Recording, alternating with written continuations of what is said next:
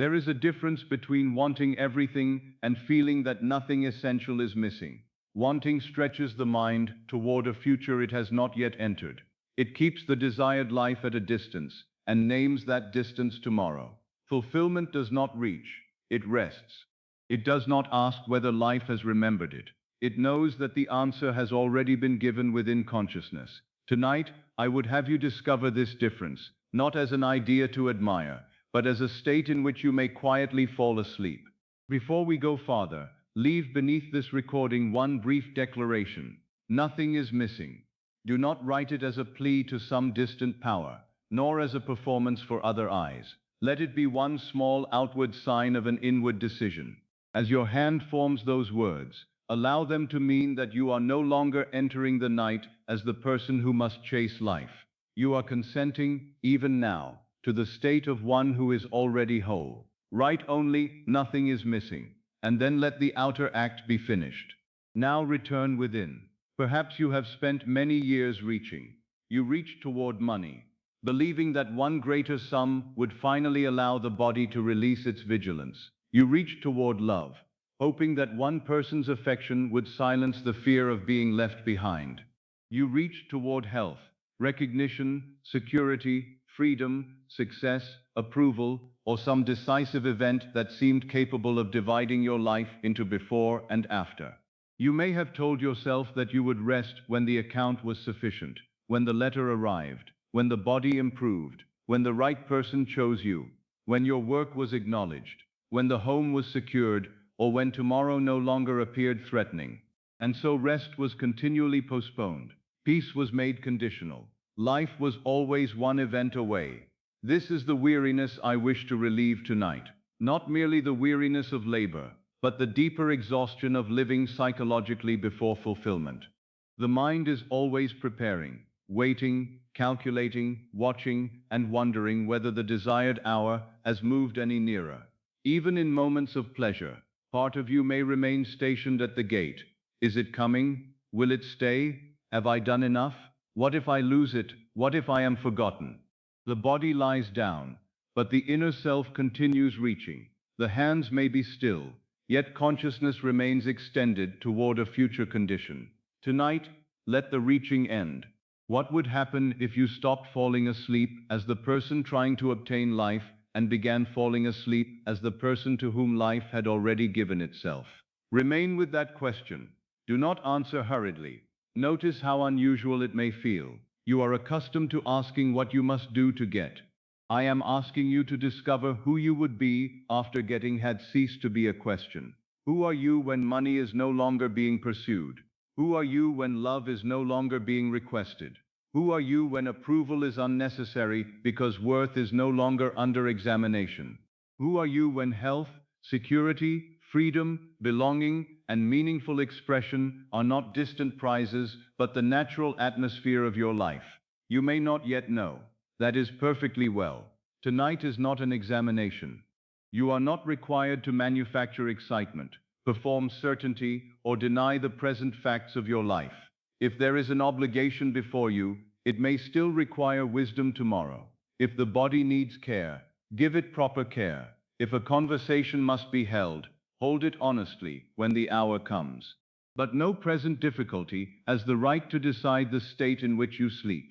The senses may report unfinished business. Imagination may enter completion. The account may contain one figure. Consciousness may occupy abundance. A person may be absent. Consciousness may occupy love. The outer room may appear unchanged. The inner resident may move. This is not deception. It is the proper use of the creative faculty. The visible world shows what has already been impressed deeply enough to take form. It is the harvest of former states. To continue consulting the harvest for permission to plant another seed is to live forever beneath yesterday's authority. Tonight, you plant differently. You do not plant by straining. You plant by accepting. You accept the state in which nothing essential is absent.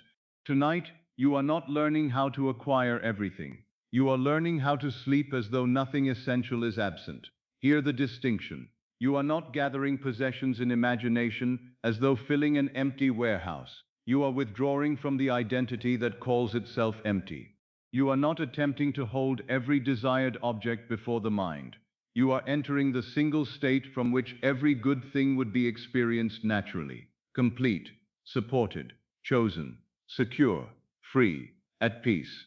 The mind may ask, but how can I feel complete while something I desire is not yet visible? Because completion is a state before it is a circumstance. You have often felt lack before any outward loss occurred.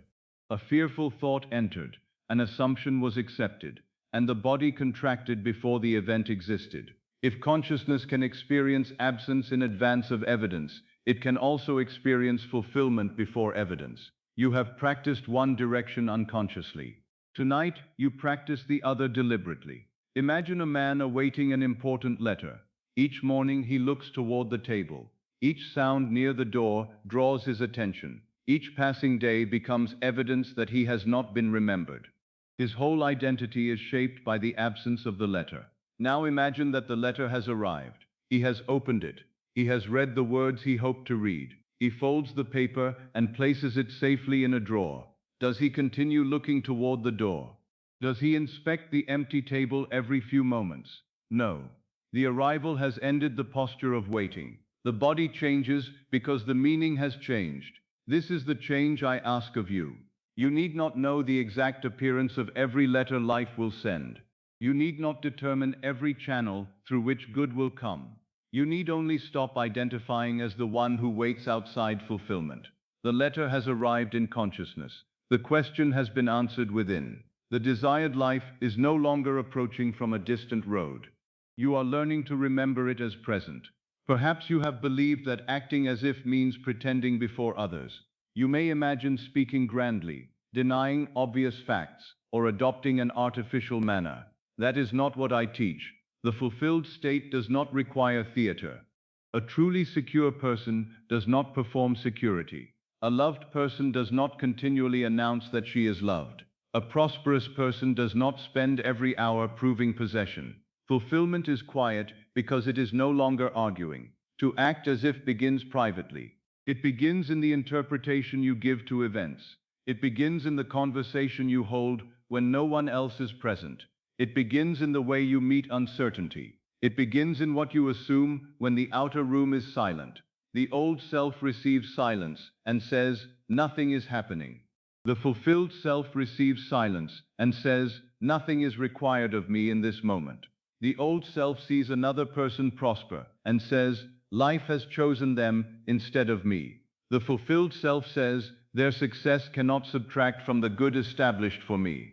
The old self sees a delay and declares an ending. The fulfilled self refuses to write the final chapter from one unfinished page.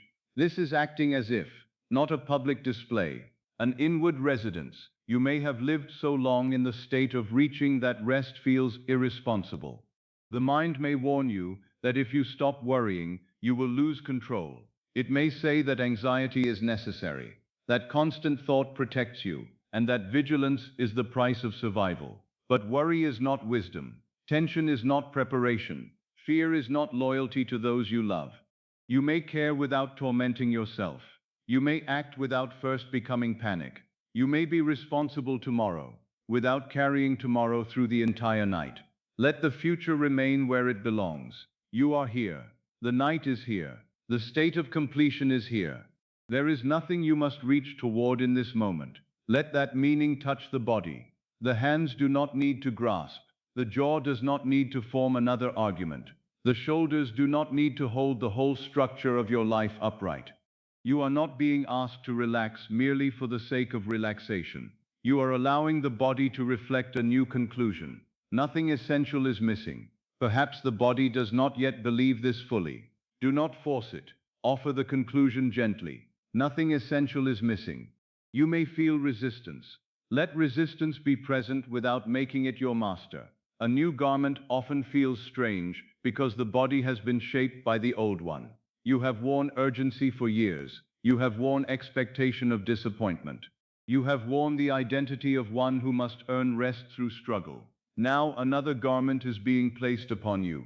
It is lighter. It carries no pockets filled with unfinished tomorrows. It does not press upon the chest. It does not require you to explain your worth.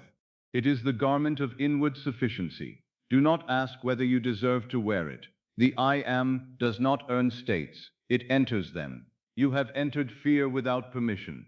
You have entered lack without ceremony. You have entered rejection, worry, and delay through repeated assumption. Now enter fulfillment with the same intimacy. Say within yourself, not as a loud declaration, but as a quiet location, I am the one for whom life is complete.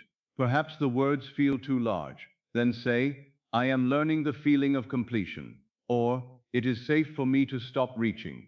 Let the gentler sentence lead you inward. The purpose is not to win an argument against doubt. The purpose is to change rooms. You have spent enough nights in the room of almost. Almost secure. Almost chosen. Almost free. Almost ready. Almost there. That room has a window facing the future, and every chair is arranged toward it. The resident sits there watching the horizon, believing life will begin when something finally appears. Leave that room tonight. There is another chamber. In it, the window is no longer the center. The arrival has occurred. The letter is resting upon the table. The home is quiet. The desired conversation has already taken place. The account is in order. The body is supported. The loved one is near. The work has found its right expression. Nothing needs to happen before you may sit down. Enter this room in imagination. Do not furnish it excessively. Perhaps there is only one chair and one shaded lamp. Perhaps you are seated after a long and satisfying day. Someone you trust has just said, everything is beautifully in place. You answered, yes, I feel it now. The conversation has ended. You remain. Notice the absence of reaching. You are not attempting to call another event into the room. You are not asking for a sign. You are not searching the face of life for approval. You are simply there. This simple inward being is more creative than frantic desire. Desire points toward the state. Acceptance enters it. A man may spend years describing a country he longs to visit, studying every road, and speaking of how happy he will be when he arrives. Yet all his knowledge of the country does not equal one step taken upon its soil. Tonight, step upon the soil. Do not speak merely about fulfillment. Feel the ground of it beneath you. The life is yours. The good is yours. The peace is yours. Not as physical evidence being inspected, but as identity being accepted. The mind may ask, which good? Which desire? Which part of my life? Everything essential. You need not separate the whole into pieces tonight. The state of having everything does not mean the possession of every object ever imagined. It means you no longer experience yourself as fundamentally deprived. You may still prefer one condition to another. You may still create, choose, and expand. But desire no longer rises from the belief that you are incomplete without its object. You create from fullness. You love from fullness. You prosper from fullness. You act from fullness. This changes the nature of desire. It becomes expression rather than rescue. A song does not emerge because silence is defective. It emerges because life wishes to express. A flower does not bloom to prove the earth was unworthy before its color appeared. It blooms because growth is its nature. Your desires may unfold in the same way, not as desperate attempts to repair a broken self, but as natural expansions of a self already whole. You are not broken. You are not late. You are not standing outside life. You are awareness, temporarily accustomed to one state and now entering another. Let the former identity grow distant. Perhaps you see her still reaching toward money, still reaching toward love, still reaching toward one final proof of worth. Do not condemn her. She believed the object would give her the feeling. She did not yet know the feeling could be assumed first. Bless her. Then release her. You do not need to pull her into the fulfilled room with all her bags of fear. Leave the bags at the threshold. Enter lightly. Nothing essential is missing. The sentence is not an argument against appearance. It is a description of the state you choose to inhabit. Nothing essential is missing. Love is not absent from your being. Security is not absent from the I am. Freedom is not absent from consciousness. Provision is not absent from the source. You may not yet see every form, but the state from which forms arise is present. Occupy the source. Let the forms follow their proper bridge. You do not need to chase the shadow. Move the substance. You do not need to beg the echo. Change the voice. You do not need to run after life. Let life encounter you as the person who is no longer fleeing from emptiness. What would tomorrow feel like if tonight you ceased reaching? Perhaps the same morning light would enter the room. Perhaps the same duties would wait, yet you would meet them from another center. You would not ask every circumstance whether you are safe. You would bring safety to the circumstance. You would not ask every person whether you are valued. You would meet them as one who already knows her value. You would not ask every opportunity whether it is your only chance. You would consider it from the state of abundance. The world might not change all at once before the senses, but the observer would have changed. And the world cannot remain forever independent of the observer's state. Let that be enough for tonight. You do not need to force a visible result before sleep. The first movement is inward. The reaching stops. The hand opens. The question becomes quiet. The person waiting at the gate turns away and enters the house. You are inside now. The desired life is not a light in the distance. It is the room from which you are listening. Perhaps my voice is already beginning to move farther from the center of your attention. Let it. You do not need every word. Carry only the atmosphere. Nothing essential is absent. You are not learning how to acquire everything. You are learning how to sleep as though nothing essential is absent. You are not calling life toward you. You are letting the posture of waiting dissolve. You are not trying to become complete. You are resting from completeness. The old questions may still whisper. Let them whisper from outside the room. You do not need to answer. The door is closed gently. The house is quiet. The letter has been read. The matter is settled. The night no longer belongs to reaching. It belongs to being. And as the body becomes still, allow one final question to fade into one final knowing. What would happen if you stopped falling asleep as the person trying to obtain life, and began falling asleep as the person to whom life had already given itself? You would cease watching the road. You would cease measuring the distance. You would cease postponing peace. You would lie here differently. You would breathe differently. You would meet the silence differently. You would know that nothing essential is missing. And from that quiet inner sufficiency, the life you once chased would begin finding natural ways to recognize you. Now let us look more carefully at the word everything, for the mind may hear it and immediately begin collecting images. A larger house, a greater income, a loving companion, a strong and healthy body, work that carries meaning, freedom from debt, time to travel, recognition, beauty, security, choice. And these things may all belong within the fulfilled life. There is nothing wrong in desiring them. Desire is not a sin against the spirit. It is often the first movement by which consciousness discovers a state it wishes to occupy. But everything cannot be reduced to a room filled with objects. A person may possess many things and still feel that life has withheld itself from him. He may live among beautiful surroundings and remain inwardly homeless. He may receive praise and continue fearing that one day the world will discover he is not worthy of it. He may have money and still awaken with the terror of loss. He may be loved and yet search every expression for some sign of abandonment. The house is full. The consciousness is empty. Another person may not yet see every desired form established outwardly, yet something within her has changed. She no longer experiences life as a locked door. She does not feel separated from love, provision, purpose, or possibility. She knows inwardly that nothing essential has been denied to her. The room may still be simple. The inner life is abundant. This is what I mean when I speak of having everything. I do not mean possessing every object the mind can name. I mean occupying the state from which life no longer feels fundamentally incomplete. You may still prefer one home to another. You may still desire a deeper companionship, a stronger body, more meaningful work, greater prosperity, or the freedom to use your time as you choose. The fulfilled state does not destroy desire. It changes the source from which desire arises. The person who feels incomplete desires in order to be repaired. The person who feels whole desires in order to express. One reaches toward the object saying, "Make me enough." The other welcomes the object saying, "Become one more expression of the fullness I already know." The outward desire may appear similar. The inward posture is entirely different. This is why two people may pursue the same goal and experience the journey differently. One is driven by fear. Every delay threatens identity. Every obstacle feels like proof of personal failure. Every success must be guarded, because without it, the old emptiness may return. The other acts from a deeper sufficiency. She values the goal. She may work faithfully.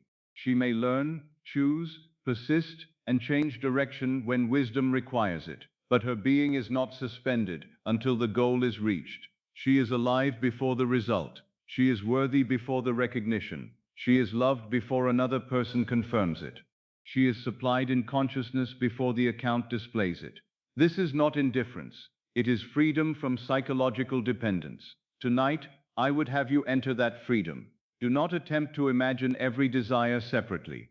The mind may grow tired trying to maintain a picture of the perfect home, the perfect work, the perfect relationship, the perfect health, the perfect amount of money, and the perfect future all at once. You do not need a catalogue of fulfillment.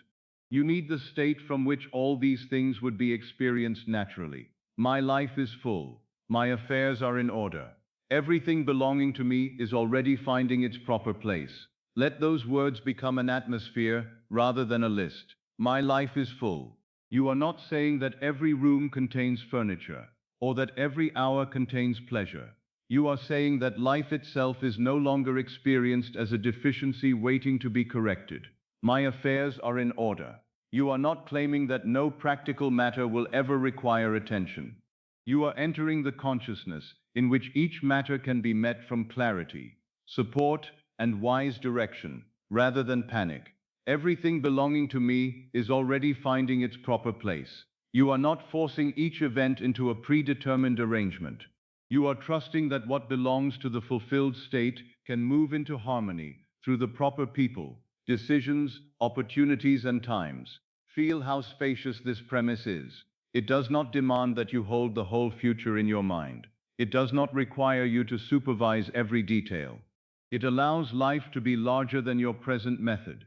The person who believes she must imagine every individual result perfectly may turn imagination into another form of labor. She fears that one forgotten detail will be lost, that one imperfect scene will delay everything, or that one wandering thought will destroy the work. But consciousness does not require such strain. A state contains more than a picture. When you enter the state of being loved, you do not need to imagine every future conversation. When you enter the state of prosperity, you do not need to count every future dollar. When you enter the state of health, you do not need to direct every cell consciously. When you enter the state of fulfillment, you do not need to arrange every branch of life separately. The state is the root. The experiences are the branches. Choose the root. Let the branches form. Suppose you wish to enter a great garden at night. You would not attempt to carry every flower into the room one by one. You would enter the garden itself. Its fragrance would surround you. Its paths would open before you. Its beauty would not depend upon your ability to name every plant. So it is with fulfillment. Enter the garden. Do not count the flowers. My life is full. My affairs are in order. Everything belonging to me is already finding its proper place. Perhaps the word full awakens resistance. You may immediately remember what appears absent. The loved one is not beside you. The desired work has not yet begun. The body still carries discomfort. The account still contains an unwanted figure. Do not argue with these reports. Let them remain where they are, while you move to a deeper meaning. A glass may appear empty because the eye measures only water. Yet the glass is not empty. It is filled with air. The senses define fullness according to what they were trained to seek. Likewise, you may have defined a full life according to certain visible forms. If those forms were absent, you concluded that life itself was empty. But life was never empty. Awareness was present. Imagination was present. The power to assume was present. The capacity to love, choose, revise, receive, and become was present. The source was present even while the form had not yet appeared. Tonight, begin with the source. You are not asked to be satisfied forever with conditions you wish to change. You are asked to stop calling yourself incomplete while change is taking place. The present form may be unfinished. The being is not unfinished. The current chapter may contain questions. The author is not without direction. The field may look bare. The seed has not ceased to exist. Feel the dignity of this distinction. You are not a broken person gathering enough possessions to become whole. You are whole consciousness, allowing wholeness to appear through many forms. Prosperity may become one form. Companionship may become another. Health may become another. Creative work may become another. A peaceful home may become another. Freedom of time may become another. But none of these forms creates the source. They reveal it. This protects you from a particular kind of hunger that no amount of acquisition can satisfy. If a person believes the next object will complete him, he may receive it and feel relief for a short while. Then the old deficiency returns and attaches itself to another object. The house is acquired. Now admiration is required. Admiration is received. Now greater status is required. Status arrives. Now preservation becomes fear. The person continues moving from one object to another, not because expansion is wrong, but because every desire has been burdened with the impossible task of creating identity. Objects can serve life. They cannot tell the I am what it is. A home may shelter you. It cannot create inner belonging. Money may widen your choices. It cannot create the consciousness of security if you remain identified with loss. Praise may confirm value in a moment. It cannot create worth in one who continues assuming unworthiness. Another person may love you deeply. Yet if you occupy rejection, you may turn love into constant evidence gathering. This is why fulfillment must begin within, not as a rejection of form, as the proper cause of form. You do not deny the desire for a beautiful home. You enter the state of one who belongs. You do not deny the desire for wealth.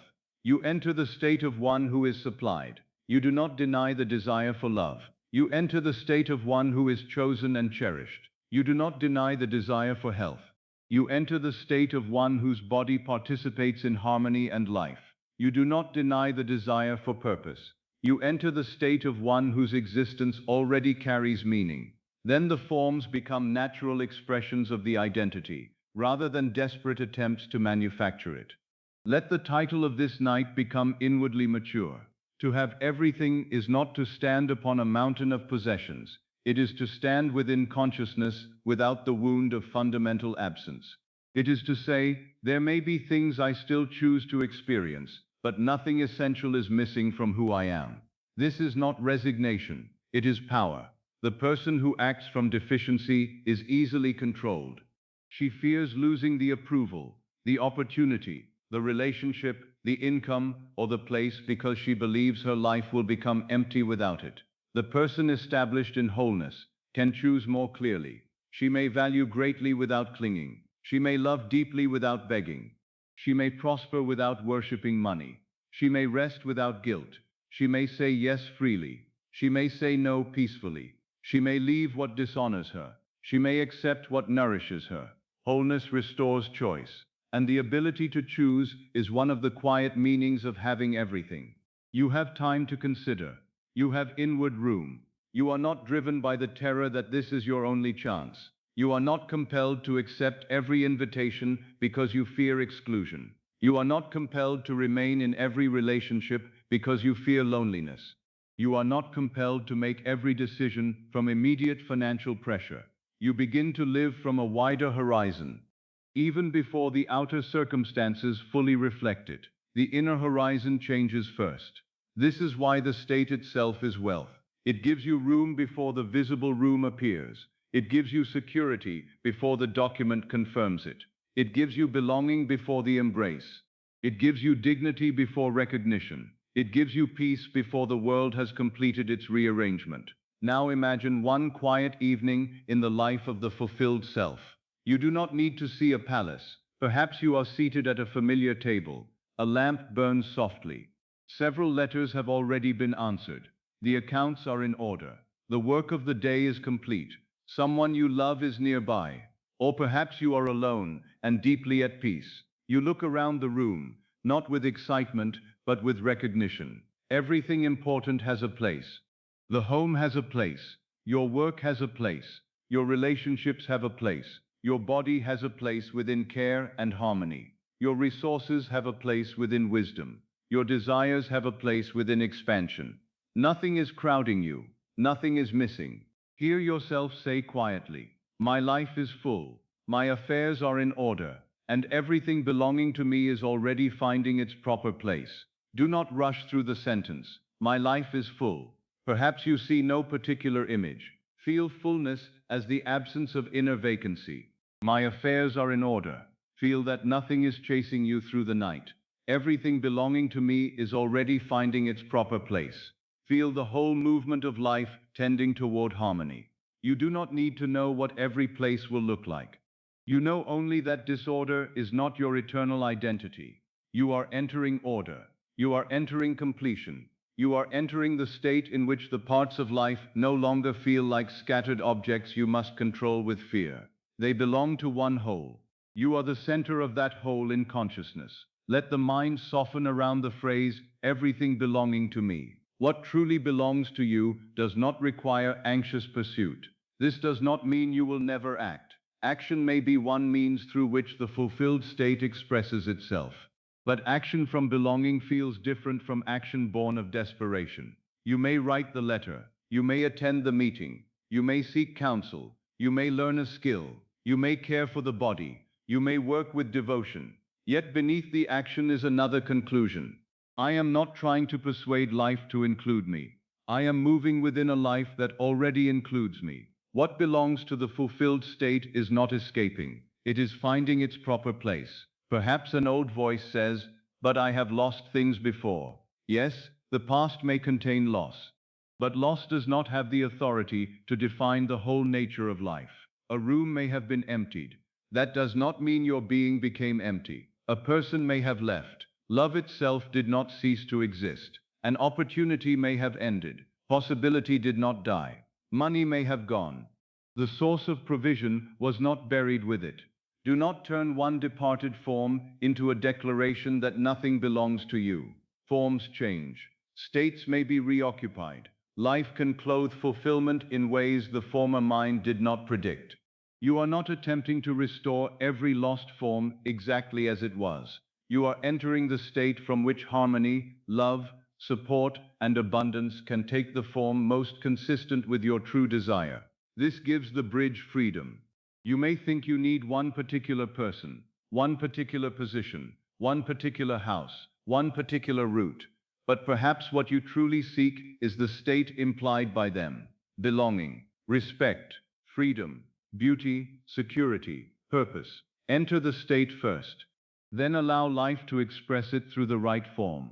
This does not mean the specific desire is denied. It means you cease confining fulfillment to your current understanding of means. The state knows more roads than reason. The whole knows more than one part.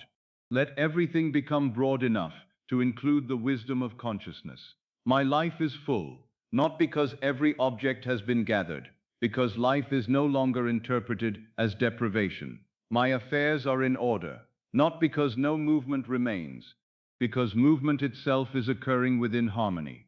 Everything belonging to me is already finding its proper place. Not because I control every hand and event, because I trust the accepted state to organize its own expression. Feel how much quieter this is than greed. Greed says, "more," because I am not enough.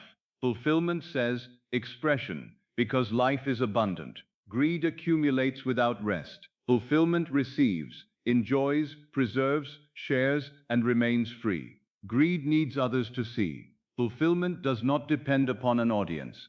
Greed fears the loss of every object because identity has been hidden inside the object. Fulfillment appreciates form while remaining rooted in the formless source. You are not being led into restless consumption. You are being released from psychological deficiency. This release may make you more capable of enjoying what comes. A thirsty man may drink so quickly that he barely tastes the water. A man who knows the well is near can drink slowly. When you know the source is not exhausted, you become less frantic with form. You may enjoy beauty without fearing it is the last beauty available. You may love without treating the loved one as your only doorway to love. You may prosper without believing every expenditure threatens annihilation. You may rest because life has not ended its generosity. This is abundance in consciousness. Now let the individual desires become quiet for a little while. The house may fade. The money may fade. The face of the loved one may fade. The work, the journey, the recognition, and the particular future may all move to the background. Let only the common essence remain, full, ordered, supported, whole. Perhaps your inner statement becomes shorter. My life is full. Then perhaps shorter still. Full. Feel no pressure to repeat it. Let the words sink beneath language. There is room within you. There is life within you. There is no vacant center waiting for the world to fill it. The world will reflect fullness, because fullness is being accepted at the center. My affairs are in order. The statement may not yet feel completely natural. That is well. Naturalness grows through residence. Return to the quiet room, the lamp, the answered letters, the settled table, the sense that nothing is hanging over you. You are not inspecting every part of life. You are resting in the whole. Everything belonging to me is already finding its proper place. Perhaps this is all you carry from the section. No list, no effort, no restless desire to hold every good thing before the mind. Only the knowledge that life is not scattered beyond recovery. The pieces are moving into harmony. The proper people, decisions, places, and opportunities can meet within the state you occupy. You do not have to gather the whole universe with your hands. You need only stop calling yourself incomplete. Let the hands rest. Let the mind cease counting what is absent. Let the title everything lose its weight. Everything is not an endless burden of possession. It is the end of the feeling that life has left something essential outside you. You are whole before the next letter arrives. You are supported before the next door opens. You are worthy before the next voice praises you. You are alive before the next achievement.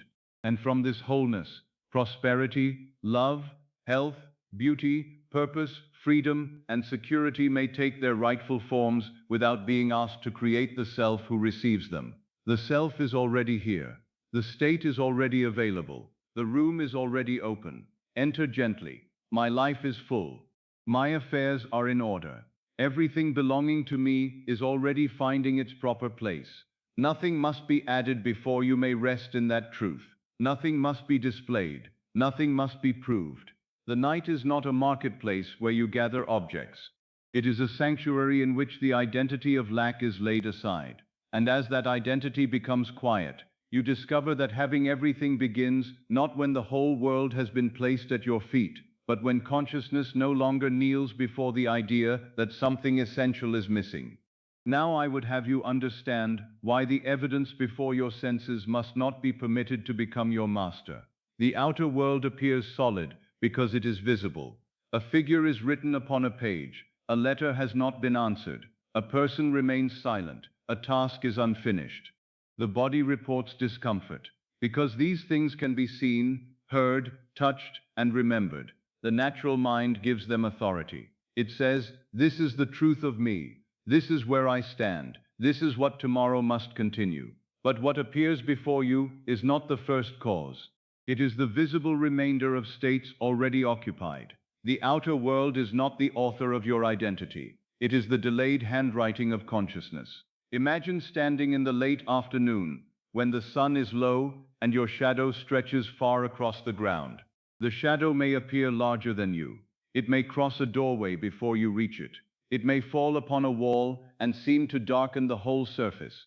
Yet the shadow cannot turn and command the body that casts it. It cannot say, "Walk this way." It cannot decide how tall you shall stand.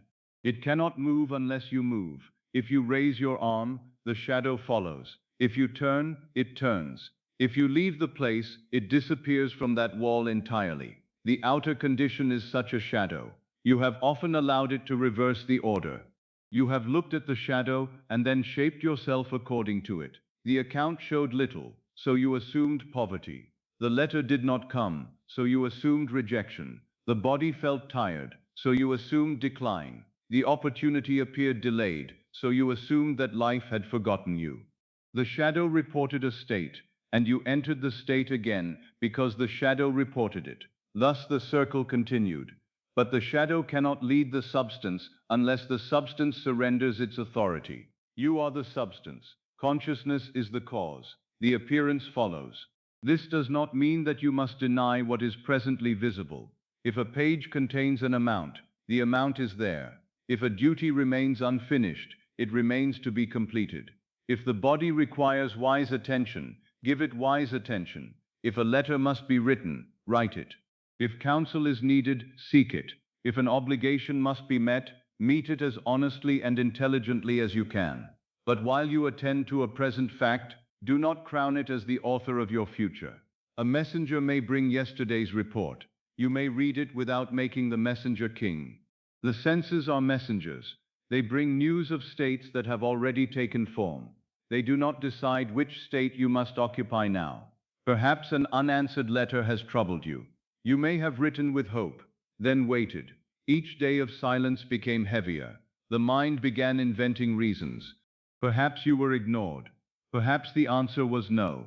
Perhaps you asked for too much. Perhaps the opportunity had been given to another. Observe what happened. The silence itself contained no sentence. Consciousness wrote the sentence. The empty table said nothing. You supplied the meaning. You joined the silence to rejection, and then rejection became the state from which you listened for every sound. Had you occupied confidence, the same silence might have meant that the matter was still unfolding. Had you occupied security, you might have thought, whatever the answer, my good is not confined to one letter. Had you occupied fulfillment, you might have forgotten to watch the table entirely. The outer fact was one. The inner authors were many. This is the power you must recover. You are not powerless before appearances, because appearances require interpretation, and interpretation reveals state. The person who feels forgotten sees evidence of neglect everywhere. The person who feels cherished interprets the same world through another atmosphere. The person who expects failure reads caution as refusal. The person who expects support may hear caution and respond with wisdom. The world is not merely what occurs, it is what occurs as encountered by the state you occupy. This is why I say that consciousness is cause. It determines what you notice, what you ignore, what you fear, what you accept, how you speak, when you act, when you withdraw, and what meaning you place upon each event. The outer world is not the author of your identity. It is the delayed handwriting of consciousness. Consider an echo in a great hall. You speak one word, and after a moment, the word returns. If you do not understand the nature of an echo, you might believe another voice is speaking to you from the distance. You may answer it. It returns again. Soon you are holding a conversation with your own former sound. This is how many people live. They speak inwardly from fear. The world returns the tone. They hear the return and say, "You see, I was right to be afraid." Then they speak fear again, and the hall returns it again. The echo appears to confirm the original voice, but it never originated the word. Change the word. The hall must eventually return another sound. There may be a brief interval in which the former echo continues. You have already spoken it. It is moving through the chamber. Do not be disturbed if the old sound returns after you have chosen a new one. It does not mean the new word was powerless. It means the former word had not yet finished traveling. Today may still contain the echo of yesterday's assumption. The present account may still carry the handwriting of former fear. The body may still express the tension of old expectation. A person may still answer you according to an identity you have only just begun to leave. Do not use the returning echo as a reason to repeat the old word. Remain faithful to the new voice. The old echo will weaken. Another tone will fill the hall. Perhaps the account before you has become such an authority that your whole sense of self changes when you look upon it. When the figure is favorable, you breathe. When it is unfavorable, the future contracts. The page appears to grant or withdraw dignity. But the page is a record. It is not a prophet unless you make it one. It may tell you what is presently available through one visible channel. It does not tell you what intelligence, opportunity, relationship, idea, or arrangement may emerge from the state you now choose. Use the figure wisely. Do not worship it. Attend to it without kneeling before it. You may say, "This is today's report. It is not my eternal name." Then take whatever practical action wisdom requires. Perhaps you make an arrangement. Perhaps you postpone one purchase. Perhaps you write to someone. Perhaps you seek work, offer a service, improve a skill, or ask for proper assistance. The action need not be denied. But let the action come from the one who is supported, not from the one who believes life is closing around her. The outer movement may look similar. The inward origin is different. One writes a letter in desperation. Another writes the same letter with calm expectation. One seeks advice as though confessing failure. Another seeks advice as a wise steward of an unfolding life. One attends to the body with fear. Another attends to it with love. The state enters every act. This is why the teaching is not an escape from responsibility. It is a transformation of the person who acts. I do not tell you to ignore the shadow. I tell you not to ask the shadow who you are. I do not tell you to stop listening to the echo. I tell you to remember which voice spoke first. I do not tell you to tear up every letter. I tell you that the letter cannot define the I am. Perhaps someone has become silent toward you. The silence may be painful. You may desire an explanation, a reconciliation, or some final word. Attend honestly to the relationship. Establish boundaries where wisdom requires them. Do not excuse cruelty or remain where dignity is continually violated. Yet even here, do not allow another person's silence to become your identity. A person may withdraw. Love has not withdrawn from being. A person may misunderstand you. Worth has not left you. A person may fail to choose you. You are not therefore the unchosen one. That conclusion is a state, not a fact of your eternal nature. The moment you say, "I am rejected," you have moved beyond describing an event. You have taken an event and clothed the sacred name with it. Separate them. The event occurred. The I am remains free. Say, if words are needed, "This has happened, but it is not who I am." Then enter the state of being valued, respected, loved, and at peace. You do not force the other person in imagination. You restore yourself to the identity from which harmonious experience is natural. The bridge may include reconciliation. It may include release. It may include another form of love entirely. Do not imprison fulfillment within one person's response. The cause is greater than the channel. Perhaps the unfinished work before you has begun to accuse you. A book remains unwritten. A project is incomplete. A promise has been delayed. Each time you think of it, the mind says, "You never finish. You are undisciplined. You have wasted too much time." Again, observe the movement. The work is unfinished. That is a condition. You are a failure is an identity. Do not confuse the two. You may begin tomorrow with one page. You may make one clear decision. You may complete one necessary task, but do it as the person capable of completion, not as the accused attempting to prove worth. The work does not need your shame. It needs your presence. Shame looks backward and drains the strength required for movement. Identity supplies the energy of action. Occupy the state of the one who completes what matters. Then let one honest step express it. The outer world is not the author of your identity. It is the delayed handwriting of consciousness. Perhaps the body is the most persuasive appearance of all. Pain, fatigue, tension, or an unwanted condition may seem impossible to treat as anything other than final reality, because the sensation is immediate. Do not be careless with the body. Give it appropriate care. Seek proper help where it is needed. Rest when rest is wise. Follow sound guidance. But do not let the body's present report become the whole definition of life. The body is responsive. It carries memory. It reflects habits of thought, emotion, environment, history, and many physical influences. It deserves care, not condemnation. You may care for the body while imagining from harmony. You may attend to symptoms without naming yourself by them. You may say, "The body is experiencing this, but I am occupying the state of vitality, order, and restoration." This is not a refusal of treatment. It is a refusal to let the conditions sit upon the throne of identity. The body may require time. Let it have time without giving time the power to declare defeat. The senses may report one stage of the process. Consciousness may remain loyal to another end. This is how the shadow is returned to its proper place. It is acknowledged. It is attended to. It is not obeyed as the source.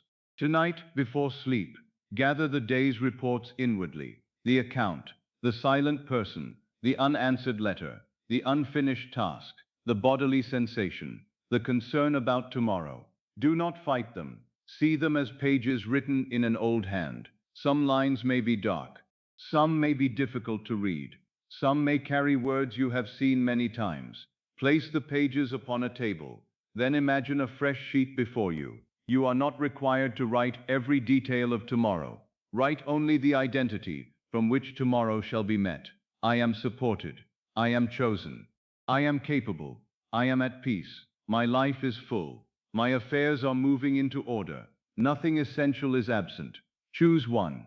The sentence is not a denial of the old pages. It is new handwriting. The outer world has been carrying the old script because consciousness gave it the script. Now another word is being accepted. Do not ask the old page to erase itself immediately. Write the new one. Return to it. Live from it. The visible page will follow the deeper author. Perhaps you fear that this places too much responsibility upon you. You may think, did I create every painful event? Am I to blame for everything that has happened? Do not turn the law into a weapon against yourself. Awareness of cause is given for freedom, not accusation. You have occupied many states unconsciously. You inherited assumptions. You absorbed fears. You accepted conclusions before you understood their creative influence. Awakening does not ask you to stand trial for sleeping. It asks you to wake. The past may show what was accepted. It does not condemn you to continue accepting it. Do not waste the present moment punishing yourself for yesterday's state. Choose now. The hand that wrote fear can write peace. The voice that spoke lack can speak sufficiency. The consciousness that occupied waiting can occupy completion. You are not guilty because a shadow appeared. You are free because you have discovered the body that casts it. Let the night become the hour in which authority returns inward. The senses have made their report. Thank them. They have shown you what has taken form, but they do not know what you now choose. The eyes cannot see tomorrow's arrangement. The ears cannot hear a conversation that has not yet occurred. The hands cannot touch an opportunity still forming. The senses are faithful to appearance. Imagination is faithful to possibility accepted as fact. Let each perform its proper office. Tomorrow, the senses may guide you through practical action. Tonight, imagination selects the state. This is the order. You do not need to force the outer world into silence. You need only stop asking it to name you. The account is not your name. The silence is not your name. The unfinished task is not your name. The condition of the body is not your name. The name is I am. And what follows that name is your inward decision. I am secure. I am loved. I am whole. I am guided. I am already the person to whom life has given itself. Let the declaration remain soft. A true cause does not need to shout at its shadow. It moves. The shadow follows. The true voice does not argue with the echo. It speaks another word. The hall responds in time. Perhaps the old world still appears near. Let it be near without allowing it inside the sacred center. You can look upon it from another state.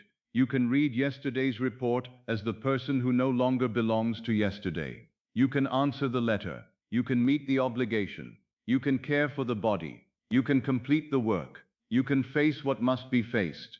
But you do not need to return to fear in order to do so. The fulfilled self is not passive.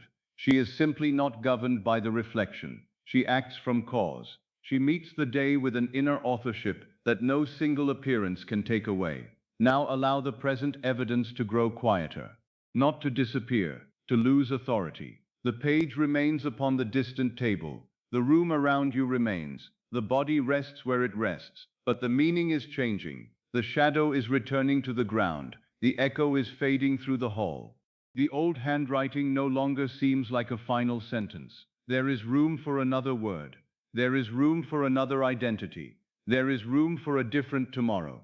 The outer world is not the author of your identity. It is the delayed handwriting of consciousness. And tonight, before sleep carries you beyond the argument of the senses, you may place the pen once more in the hand of imagination and choose, quietly and deliberately, the name by which the world will eventually learn to call you. Now I would have you understand what it truly means to act as if, for this phrase has often been misunderstood and made into a kind of performance. To act as if does not mean pretending before other people. It does not mean speaking loudly of possessions you do not yet see, attempting to impress those around you, or wearing an artificial expression of confidence while fear continues its old conversation within. It does not mean copying the manner of a wealthy stranger, adopting gestures that do not belong to you, or trying to convince the world that you have become someone else. The world is not persuaded by theater. Consciousness is changed by occupation. You do not act successful for the eyes of others. You react from fulfillment in the privacy of consciousness. This is where the true practice begins. Suppose everything important in your life were already settled. Suppose you were financially secure, deeply loved, physically supported, respected in your work, free in your choices, and peaceful about tomorrow. You would still move through an ordinary day. You would still answer letters, make decisions, attend to practical matters, and meet other people. But the inner meaning of these actions would be different. You would not be acting in order to become complete. You would be acting from completion. This distinction changes everything. A person who is trying to appear prosperous may spend foolishly in order to imitate an image.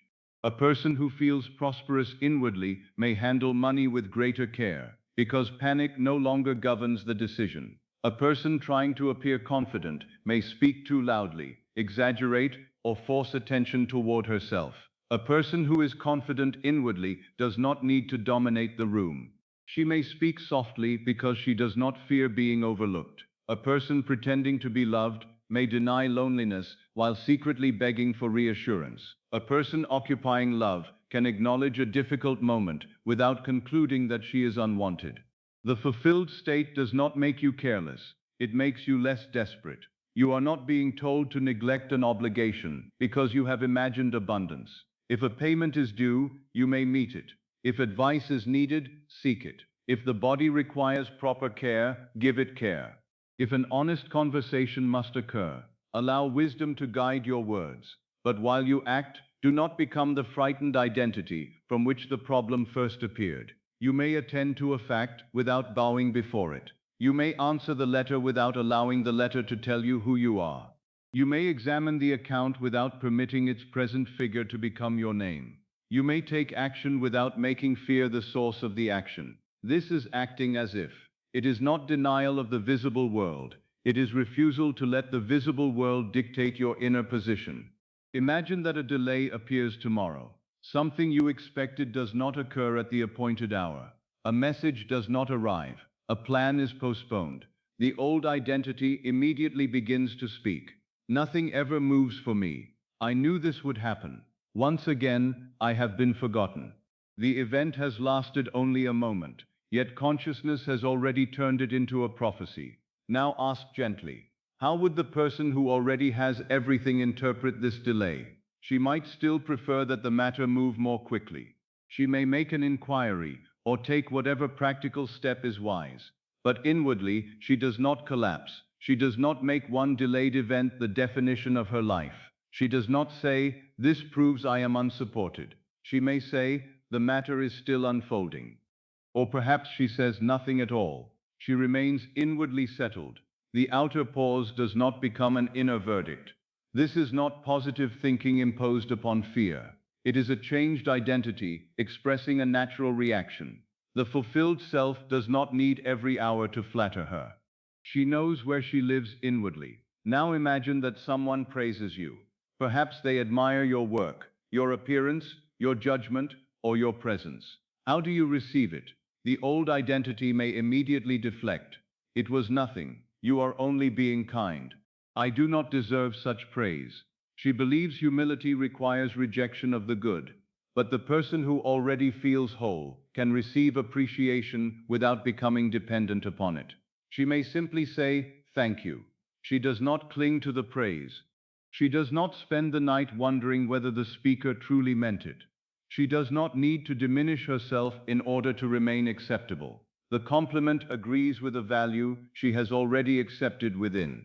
She receives it calmly, acting as if may be as quiet as allowing good words to reach you without resistance. Now imagine that another person receives the very opportunity you once desired. They prosper. They are recognized. A door opens for them. What does the old identity do? It compares. It contracts. It says, there is less available for me now. It treats another person's success as a judgment upon its own future. But how would the person who already has everything respond? She may feel genuine pleasure, because another person's fulfillment does not threaten her state. She does not believe life has a single crown, and that someone else has taken it. She knows that one person's good cannot subtract from what belongs to her consciousness. She may even see the event as evidence that fulfillment is possible, that life is generous, and that the state she occupies can take form in countless ways. She does not force herself to celebrate while secretly grieving. She simply refuses to make comparison her home. She remembers, what belongs to me is not diminished by what belongs to another. This is acting as if, not public applause, inner non-competition. Now consider tomorrow itself. How does the person who feels deprived think about the coming day? She anticipates problems before they arise. She rehearses conversations that have not occurred. She imagines herself tired, rejected, rushed, and disappointed. She enters tomorrow in consciousness before tomorrow arrives and furnishes it with fear. Then morning appears and finds the room already prepared. But how would the person who has everything think about tomorrow? She does not require perfection. She simply assumes support. She expects to be guided. She believes useful ideas may come. She trusts that conversations can unfold harmoniously. She knows she can meet what arises without losing herself. Her tomorrow is not an approaching enemy. It is another field through which her state may express. This does not mean she predicts every event. It means she no longer predicts her own defeat. That is one of the deepest meanings of acting as if. You cease forecasting yourself as powerless. You cease imagining yourself excluded before the door has even opened. You cease entering conversations already prepared to be misunderstood. You cease living one step ahead of life in the direction of disappointment. Instead, you allow the fulfilled identity to meet the unknown. The unknown is no longer empty. It is full of possible agreement with the state you have chosen. Ask yourself now, if everything were already settled, would I plead? Would I keep asking the same question in different forms? Would I explain my worth to those determined not to see it? Would I chase a person who had already made me feel secure? Would I cling to one opportunity as though life contained no others? Would I continually compare my path with someone else's? Would I hurry because I believed time was abandoning me? Would I search every day for proof that my imaginal act had been heard? Observe the answers without shame. Each reaction reveals where consciousness has been dwelling. You need not condemn the old state. Simply move. If you notice yourself pleading, remember the fulfilled self. If you notice yourself clinging, remember possession. If you notice yourself comparing, remember abundance.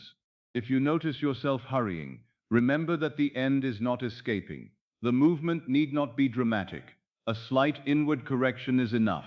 You are not acting a part. You are remembering a state. Suppose you enter a room where you feel uncertain. The old identity may shrink inwardly, waiting for permission to belong. Acting as if does not require you to imitate someone bold and theatrical. It may simply mean entering with the quiet assumption, I have a right to be here. You may still speak gently. You may still listen more than you speak. You may still prefer the edge of the room. But the inner reason has changed. You are no longer hiding because you feel inferior. You are choosing quiet because quiet suits you. The same outward action may arise from entirely different states.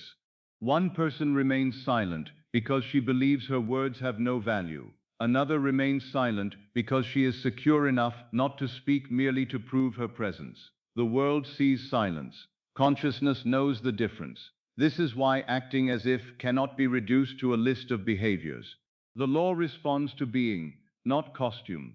Two people may wear the same garment, walk with the same posture, and speak the same sentence. One acts from fear, the other acts from fulfillment. The outer gesture is identical, the inner cause is not. Do not become preoccupied with copying visible habits. Ask instead, from what state would this action naturally arise? If you organize your room because you fear judgment, that is one state. If you organize it because you feel worthy of order and beauty, that is another. If you save money because you expect disaster, that is one state. If you save because wise stewardship feels natural, that is another. If you rest because you have given up, that is one state. If you rest because you know life does not require constant strain, that is another. The action receives its meaning from the identity behind it. This understanding protects you from superstition. You do not need to discover the exact breakfast, clothing, posture, or daily routine of the person you wish to become. You need to discover the consciousness from which natural action flows. The fulfilled self may be elegant or simple.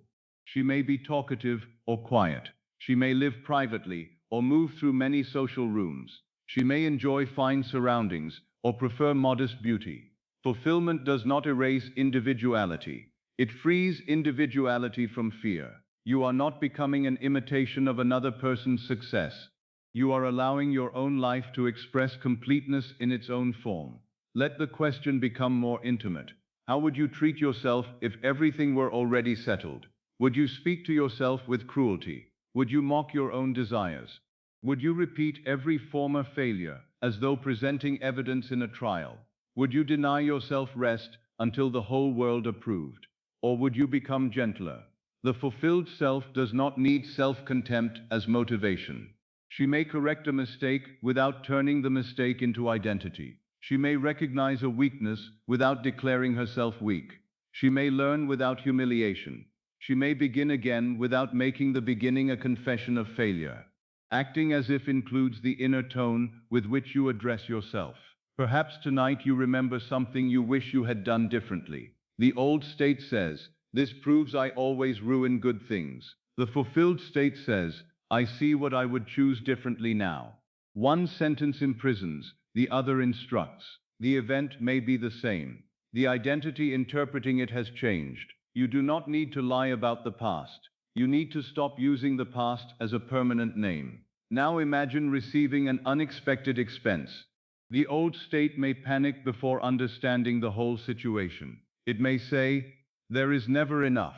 The fulfilled state may still examine the matter carefully. It may change a plan. It may seek a practical solution. But beneath the action is another assumption. I am supported. There is a way. This does not decide my future. The words are not used to escape responsibility. They are used to preserve identity while responsibility is met.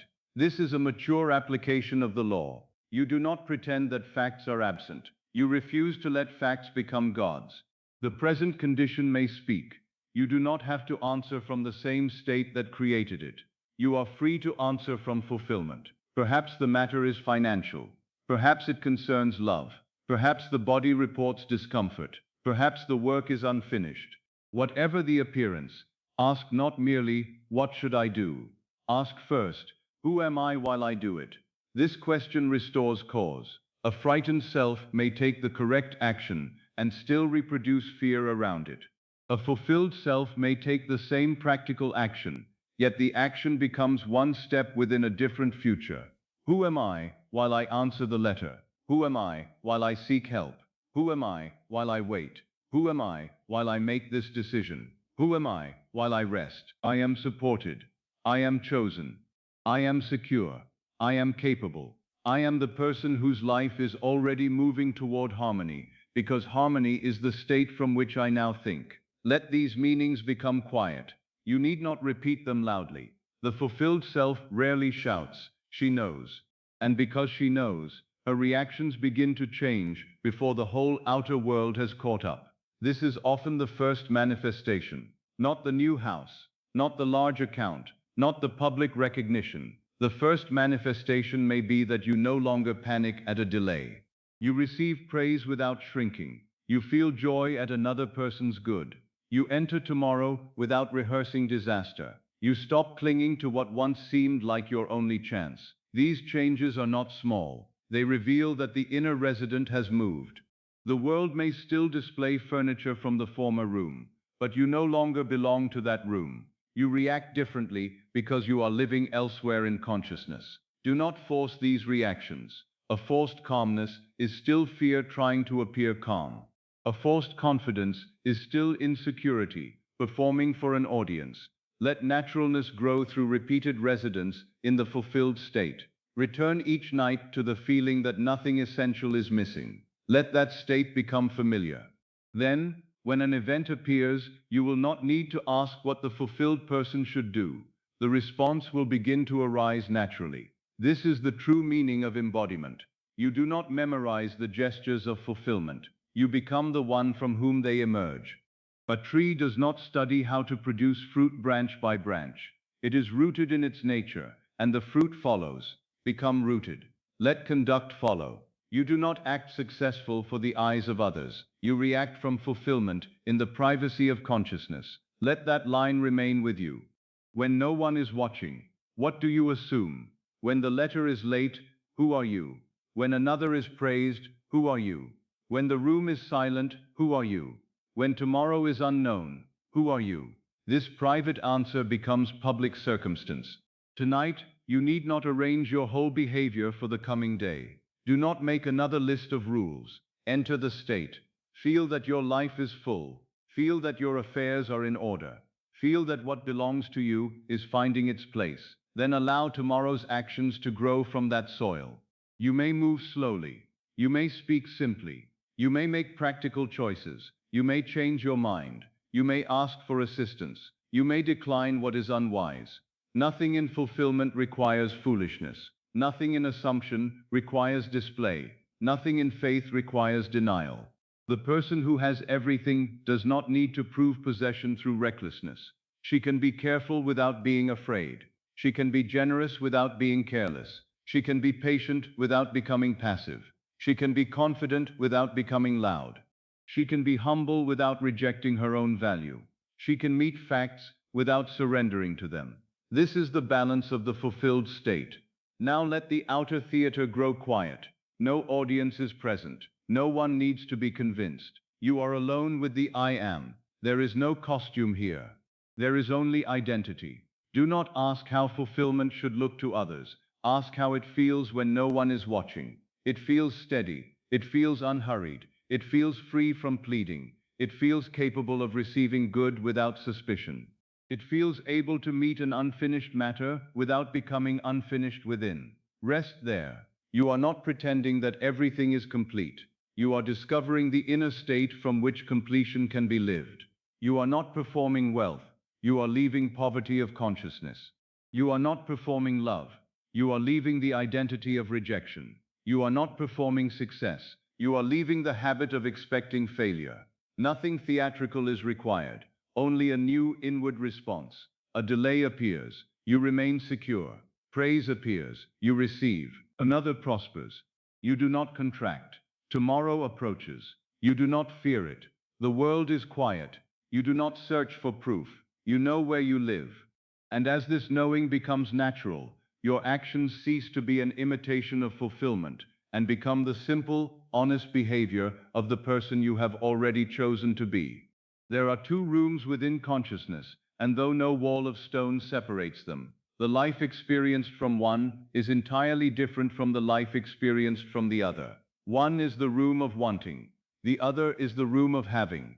You have entered both many times, often without knowing that you had moved. The body may have remained in the same chair, the same bed, the same house, while awareness changed its residence completely. In the room of wanting, every thought faces forward. The desired thing is always somewhere ahead. The answer is coming. The money is coming. The love is coming. The opportunity is coming. The freedom is coming. Life itself seems to be approaching from a road that has not yet brought it near enough for you to touch. And so the resident of that room watches. She watches the door. She listens for footsteps. She examines every letter. She counts the days. She studies the faces of others for signs that something may finally be changing. Even when she attempts to feel hopeful, her hope contains distance. She says, perhaps tomorrow. She says, maybe soon. She says, I believe something is on its way. But on its way is not here. Soon is not now. Tomorrow is not the state of fulfillment. The room of wanting may be beautifully decorated with affirmations, hopes, plans, and vivid pictures. Yet if the resident still believes that life has not arrived, she remains in the same room. The furniture has changed. The address has not. Perhaps you know this room well. There may be a chair near the window where you have sat inwardly for years. From that chair, you looked toward prosperity and wondered when it would notice you. You looked toward love and wondered who would finally choose you. You looked toward health, recognition, freedom, peace, and security, as though each were a traveler expected from another country. You may have imagined them approaching. You may have prayed for them to come more quickly. You may have searched the horizon for the first sign of their arrival. And all the while, the room itself kept whispering one sentence. It is not here yet. This sentence may never have been spoken aloud, yet it was present beneath every question. Where is it? When will it happen? Why has it not come? What more must I do? These are not merely questions about time. They are confessions of residence. They reveal the room from which the questions are asked. A man who has received the letter does not ask when the letter will arrive. A woman who has been embraced does not wonder whether the embrace is approaching. The person whose affairs are settled does not lie awake asking when security will begin. The question ends when consciousness moves into possession. This is why you cannot repair the wanting self by giving her better arguments alone. You may tell her that life is abundant. You may remind her that imagination creates reality. You may promise her that the bridge is forming. She may agree with every word while continuing to sit beside the same window. She may become a very educated resident of wanting. She may know every principle and still look toward the road. Knowledge about the room of having is not the same as entering it. At some point, you must leave the chair. You must turn away from the window. You must cross the threshold in consciousness. You are not a deprived person attempting to obtain everything. You are awareness learning to occupy completion. Hear this without strain. You are not the person seated in the room. You are the awareness capable of leaving it. The room of wanting is a state. It is not your permanent nature. It may feel like home because you have slept there for many nights. You know its familiar sounds. You know the creaking floorboard of doubt. You know the cold draft of comparison. You know the clock upon the wall that seems to count every delay. You know how the room feels in the morning. You awaken and immediately look toward the door. Has anything changed? Has life answered? Has the world finally agreed? The room has trained you to begin each day with inspection. But familiarity is not destiny. A room can be left. A state can be vacated. A garment can be removed. The fact that you have lived in wanting does not mean wanting is what you are. Now imagine another chamber. Do not attempt to make it magnificent. It need not be a palace. Its power lies not in its decoration, but in the fact that arrival is behind you. You enter this room after the letter has been received, after the account has been settled, after the desired conversation has taken place, after the embrace, after the good news, after the physician's reassuring words, after the work has been recognized, after the home has become secure, after the question that once followed you into every night has finally ended. This is the room of having. No one in this room is watching the road. The messenger has already come and gone. The letter rests upon the table. You have read it. The words were clear. Perhaps it confirmed financial security. Perhaps it announced acceptance. Perhaps it spoke of restoration, reconciliation, success, freedom, or health. The exact content may differ according to your desire, but the emotional fact is one. It is done. You are not waiting for the paper to arrive. It has already been folded and placed beside you. You may touch it once if you wish. Feel the edge beneath your fingers, then let the hand rest. The paper does not need to be held tightly. Its message has entered consciousness. The room of having contains a different kind of silence. The silence in the room of wanting feels empty. It seems to prove that no answer has come. The silence in the room of having feels complete. There is nothing more to ask. The same quiet may surround both rooms. The meaning is entirely different. In one, the silence says, still nothing. In the other, it says, everything is settled. This is why the state matters more than the appearance. The physical night may look the same walls may surround you, the same window may admit the darkness, the same bed may support the body. Yet awareness can sleep in an entirely different world. The body may remain here while consciousness changes its dwelling place. This movement is not physical. You do not need to rise. You do not need to travel. You do not need to wait for morning. You move by accepting the perspective of the room you wish to inhabit. What does the resident of having see when she looks backward? She remembers wanting as something that has ended. She remembers the period when she watched the road. She remembers wondering how the answer would come. Perhaps she even smiles gently at the old urgency, not with contempt, with relief. She knows now that the question was temporary. From the room of having, the former struggle belongs to the past. This is one of the simplest ways to move. Do not imagine that your desire is fulfilled someday. Imagine remembering when it was not. Say inwardly, I remember when I used to worry about this. Feel the phrase, place the worry behind you. I remember when I wondered whether it would happen. The wondering belongs to before. I remember when I felt as though something were missing. The absence belongs to memory. You are standing after it. Perhaps the mind protests. But I still see the old condition. That is the voice from the former room. You do not have to argue with it. A person standing in one room may still hear sounds from another through the wall. The sound does not require her to return.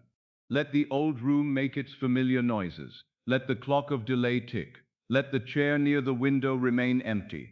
You have moved. The senses may not yet have carried all your belongings into the new chamber, but awareness is already there. You are not a deprived person attempting to obtain everything.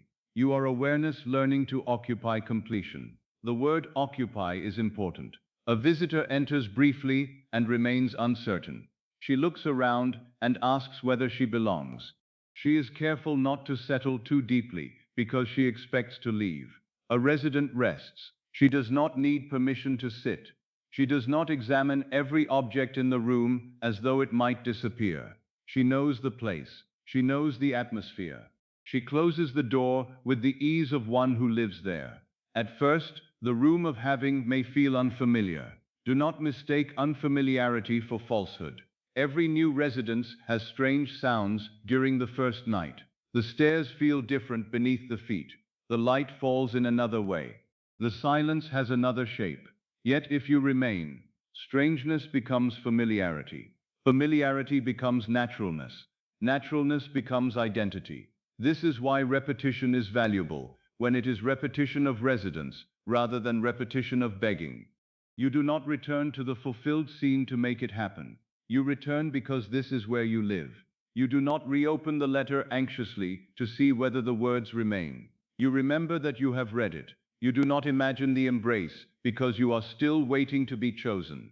You return to the feeling of having been chosen. You do not see the account settled while secretly asking when it will settle. You remember the relief of knowing it is already in order. The imaginal act is not a request sent toward the future.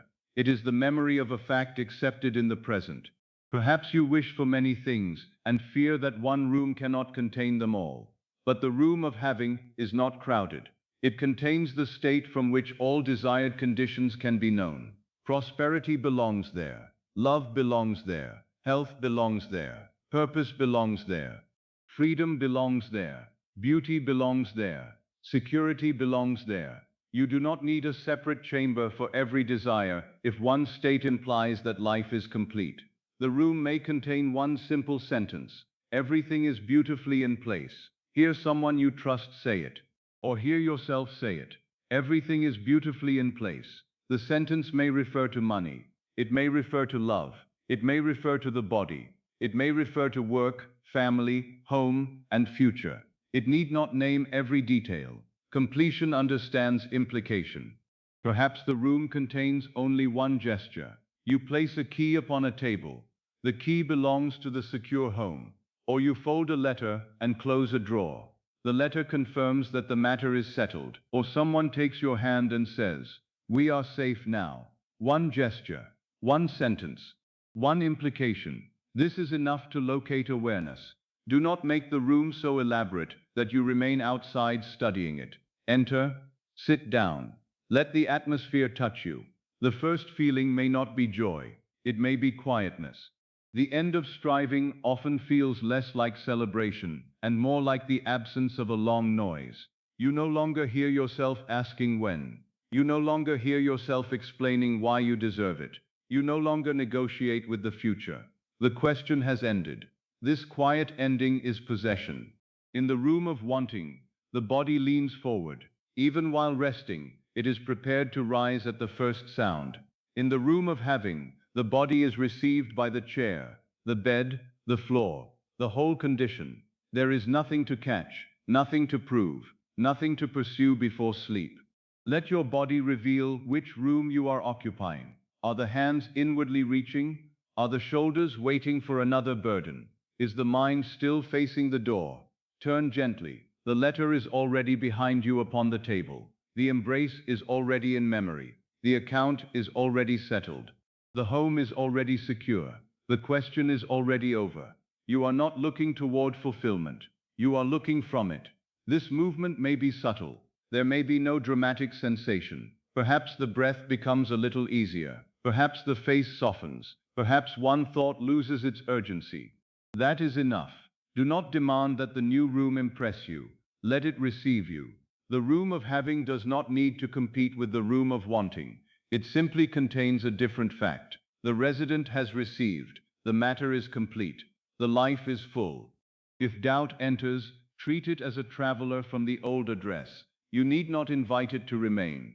You may say, "That thought belongs to the room I have left." Then return to one simple implication. The letter is here. The words have been read. Everything is settled. Perhaps the doubt asks for evidence. The fulfilled self does not answer with argument. She touches the letter. She remembers the embrace. She hears the trusted voice. The scene is brief because possession is simple. The mind of wanting complicates. It tries to calculate the road, the time, the method, and the reaction of every person involved. The mind of having rests at the result. The bridge is behind it. You may be tempted to look back and ask how you crossed. Do not. The room does not require a map. You are already inside.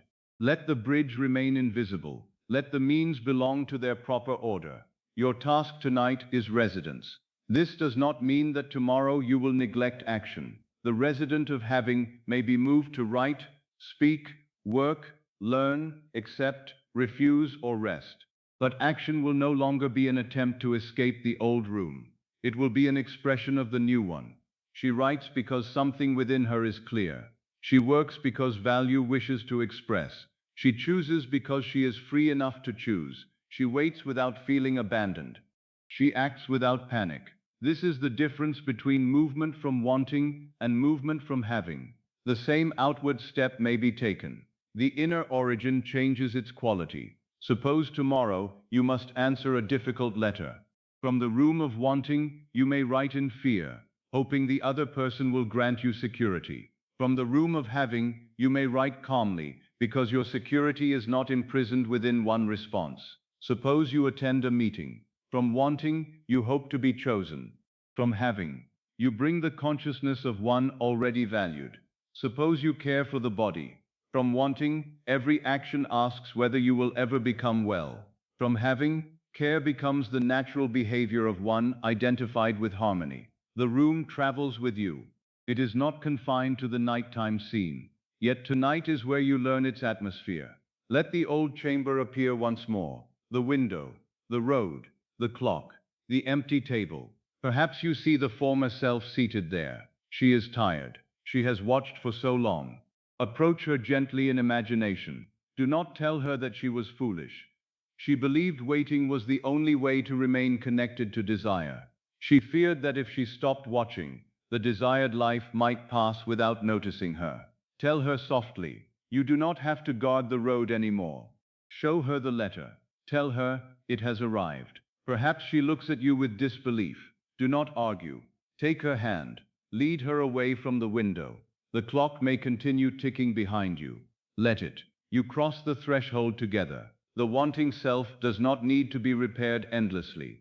She needs to be shown another home. Bring her into the room of having. Let her sit. Let her feel the chair supporting her. Let her see the letter upon the table. Let her hear the words.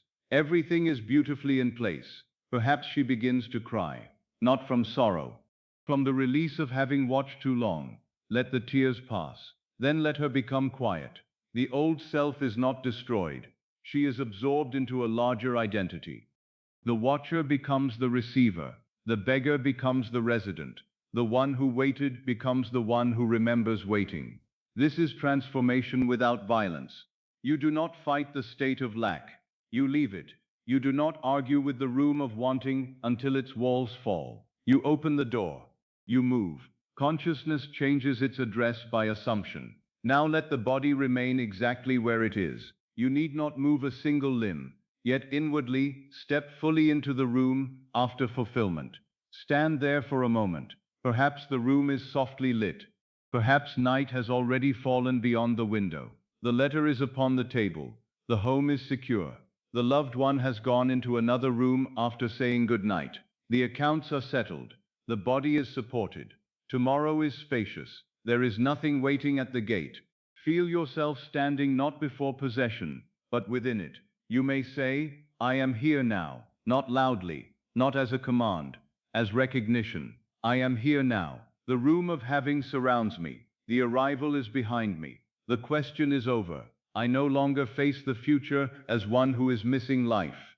I stand within the life I once awaited. Let the phrase return. You are not a deprived person attempting to obtain everything. You are awareness learning to occupy completion. Learning does not mean failing. It means becoming familiar. Each return makes the room more natural. Each night, the door is easier to find. Each imaginal visit becomes less like a visit. Eventually, you will not need to announce that you have entered. You will simply awaken inwardly there. Wanting will feel like the distant room. Having will feel like home. Now remain standing within completion. Do not go back to the window. Do not ask whether the road has produced visible movement. The messenger has already arrived in consciousness. The letter is present. The embrace has occurred.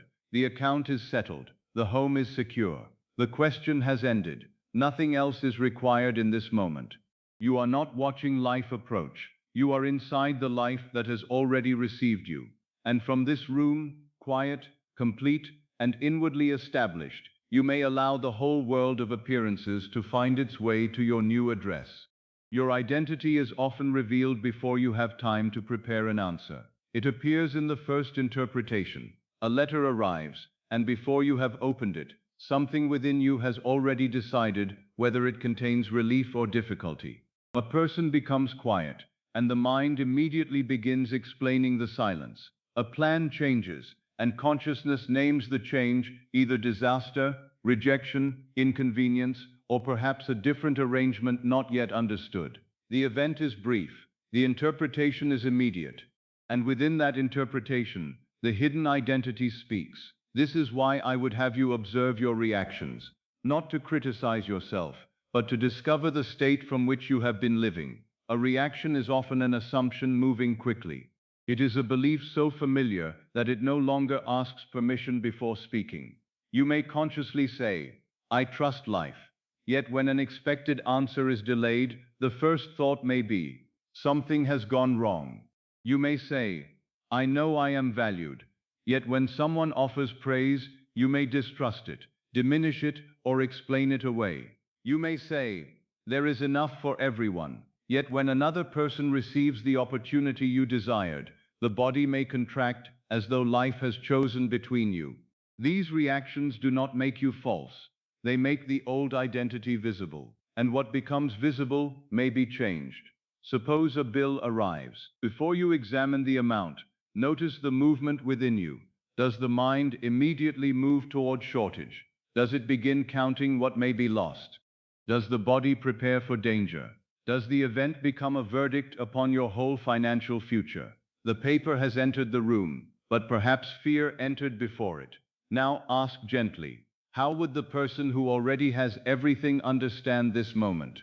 Do not use the question to pretend that the bill does not exist. Do not use it to excuse carelessness. The fulfilled person may read the paper carefully. She may make an arrangement, seek advice, change a plan, or take practical action.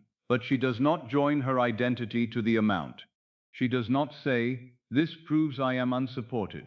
She may say, "This is one matter to be handled," or "There is a way through this." Or perhaps she says nothing and simply attends to it without inward collapse. The difference is not always in the action, it is in the meaning. One person sees a bill and becomes the state of lack. Another sees the same bill and remains the state of provision. One reacts as though the whole future has narrowed. The other keeps the future open. This is acting as if in its most private form, not pretending the paper is absent, refusing to let the paper become your name. Now imagine that another person receives an opportunity. Perhaps they are chosen for the work you desired. Perhaps their talent is recognized. Perhaps a door opens for them while your own path still appears uncertain. Notice the first movement. Does their good feel like your loss? Does their success seem to prove that life has passed over you? Do you begin comparing years, abilities, beginnings, connections, or circumstances? Comparison often appears reasonable, but beneath it may live a painful assumption. There is not enough. Only one may be chosen. Another person's advancement moves me farther away from my own. This is the identity of exclusion. How would the person who already has everything understand this moment? She may still feel disappointment if the opportunity was deeply desired.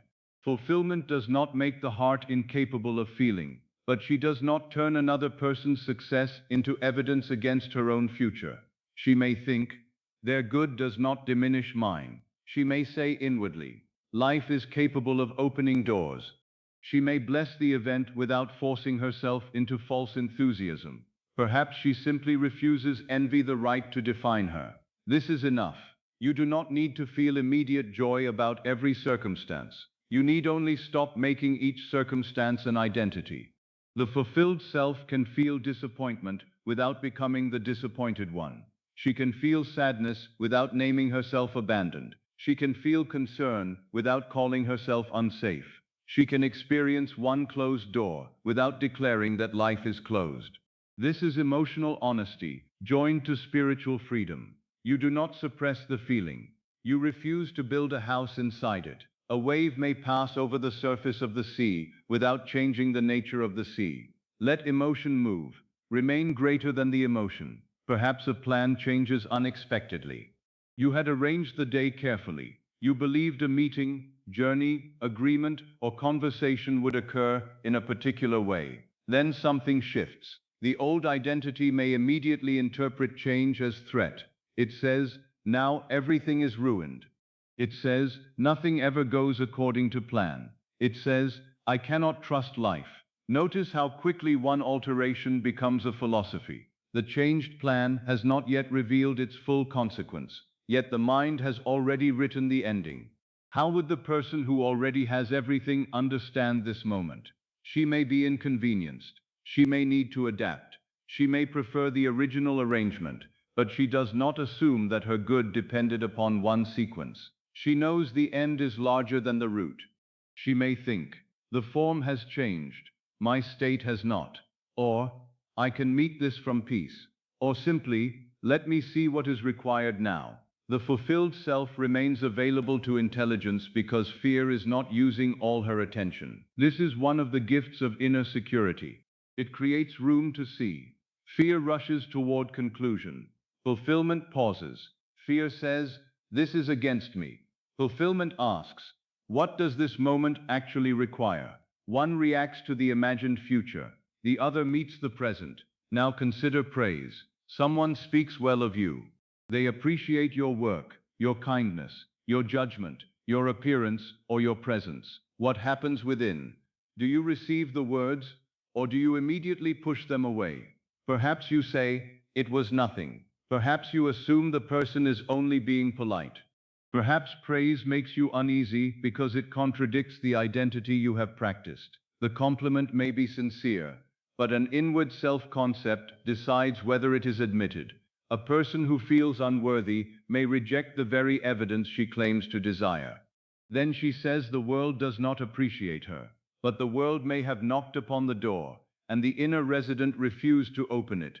How would the person who already has everything receive praise? She need not become proud. She need not depend upon it. She may simply allow the good to reach her. Thank you. Two words may express a new identity. Thank you. No explanation. No self-diminishment. No suspicion. She receives without making praise the source of her worth. Because it is not the source, she is free to enjoy it. The fulfilled person does not need to reject appreciation in order to appear humble. True humility does not deny value. It recognizes that value need not be advertised or defended. Let praise pass through the open door of consciousness. Receive it, then let it rest. Perhaps a loved one becomes quiet. The silence may have many causes: fatigue, thoughtfulness, concern, the need for solitude, a private matter. Yet the identity of rejection may immediately claim the silence. They are withdrawing from me. I have done something wrong. They no longer care. You begin reacting to an explanation that has not been confirmed. Perhaps you become distant before the other person has withdrawn. Perhaps you demand reassurance, accuse, or retreat. Then the relationship reflects the fear that interpreted the silence. How would the person who already has everything understand this moment? Again, she does not force one meaning. She may ask gently whether anything is wrong. She may give space. She may listen. She may remain loving without becoming anxious. Her worth does not rise and fall with every change in another person's mood. She knows that another person's silence is not the author of her identity. If there is a genuine issue, she can meet it. If there is no issue, she has not created one through fear. This is the steadiness of inner possession. You do not cling to love because you are living from love. You do not interrogate every pause because the state of being cherished has become deeper than one moment's silence. And if a relationship reveals something painful, the fulfilled self still does not abandon herself. She can face truth without surrendering worth. She can grieve without becoming unlovable. She can establish boundaries without believing she has lost life itself. To have everything inwardly does not mean every relationship remains unchanged. It means no change can take from you the source of love, dignity, and wholeness. Now imagine an expected answer is delayed. Perhaps you have written a letter, submitted a proposal, requested assistance, or waited for a decision. Days pass. No reply comes. What is your first interpretation? Does silence become refusal? Does delay become humiliation? Does the mind begin constructing conversations in which others discuss why you were not chosen? This is imagination, but used against yourself. The outer world has not completed its sentence, yet consciousness has supplied a painful ending. How would the person who already has everything understand this moment? She may make a proper inquiry. She may decide to wait. She may turn her attention elsewhere. But she does not sit inwardly at the door of one answer as though her whole life depended upon it. She remembers, my good is not imprisoned in one envelope. She understands that one person's decision is not the final authority over her life. She does not need to call the delay beneficial. She does not need to invent a hidden blessing. She simply refuses to let the absence of an answer become the presence of despair. This is enough. You are not required to explain every event spiritually. You are required only to preserve the state from which you choose to live. The fulfilled self does not need every incident to be pleasant. She needs no incident to define her completely. This is a profound freedom. A difficult day may occur. You do not become a person whose life is difficult. A mistake may occur. You do not become the mistake. Someone may misunderstand you. You do not become misunderstood as an identity. An opportunity may pass. You do not become the one whom opportunity avoids. The event has a beginning and an end. Identity continues. Choose identity consciously. This is why I ask you, again and again, how would the person who already has everything understand this moment? Not, how would she pretend? Not, how would she hide emotion? Not, how would she act in order to impress others? How would she understand? Meaning is where the state reveals itself. Two people may encounter the same circumstance and live in different worlds because they give it different meanings. Rain may mean inconvenience to one and relief to another. Silence may mean rejection to one and peace to another. A delay may mean failure to one and incompletion to another. Praise may mean danger to one and appreciation to another. The circumstance does not carry one fixed emotional command. Consciousness interprets, and interpretation becomes experience. Perhaps you have believed your reactions are automatic and therefore beyond choice. They may be automatic because they have been practiced, but automatic does not mean eternal. A path through a field becomes clear because it has been walked many times. The first steps upon another path may feel uncertain. Continue walking, and another road becomes natural. When the bill arrives and fear speaks first, notice it, then choose again. When another person prospers and comparison rises, notice it, then choose again. When silence awakens rejection, notice it, then choose again. Each new interpretation is a step in another field. Do not demand perfection. You may react from the old state for a moment, and then remember. The remembrance matters. Perhaps your first thought is fear. Let the second thought come from fulfillment. Perhaps your first response is contraction. Let the next movement be release. Do not say, I have failed because the old reaction appeared. That is another old reaction. Say, I have seen the habit. Now I choose the state. This is how identity changes in practice. Quietly, repeatedly, without punishment. Suppose you receive unexpected news. The old self reacts before you can stop it. The heart quickens. The mind begins predicting difficulty. Pause. Do not force the body to become calm instantly. Say inwardly, I am still the one who is supported. Let that sentence exist beside the sensation. I am still the one who is supported. The news has not changed the I am. The body may need time to follow. Give it time. The fulfilled identity does not depend upon producing immediate serenity. It depends upon returning to the chosen state. You may still take action. You may still feel. You may still ask questions. But beneath the movement, another foundation remains. I am supported. I am whole. I am loved. My life is not defined by this passing event. Let these meanings become more natural than the old catastrophes. Your reactions are not enemies. They are doorways. Each one shows you where consciousness has been living. A jealous reaction reveals a belief in scarcity. An anxious reaction reveals a belief in danger. A defensive reaction reveals a belief that worth is under attack. A desperate reaction reveals a belief that one event contains your whole future. See the belief, then enter the opposite state, not by repeating empty words, by feeling the identity from which another interpretation would be natural. If you were fully supplied, another person's success could not impoverish you. If you were deeply loved, one quiet evening would not erase love. If you were secure, one bill would not become a prophecy. If you were guided, one changed plan would not mean the road had ended. If you were valued, praise would not feel like a mistake. Occupy these states. Let reactions gradually become their evidence. Acting as if is visible first in what no one else sees. The thought you do not continue. The conclusion you refuse to make. The old story you interrupt. The calmer meaning you allow. These are invisible acts, yet they are creative. A person may appear unchanged outwardly while an entire identity is being replaced within. She receives a delay and does not collapse. No one applauds. But a state has changed. She hears praise and accepts it. No trumpet sounds. But the door of consciousness has opened. She sees another prosper and remains peaceful. The event appears small, but scarcity has lost a measure of authority. These are not minor victories. They are the birth of another self-concept.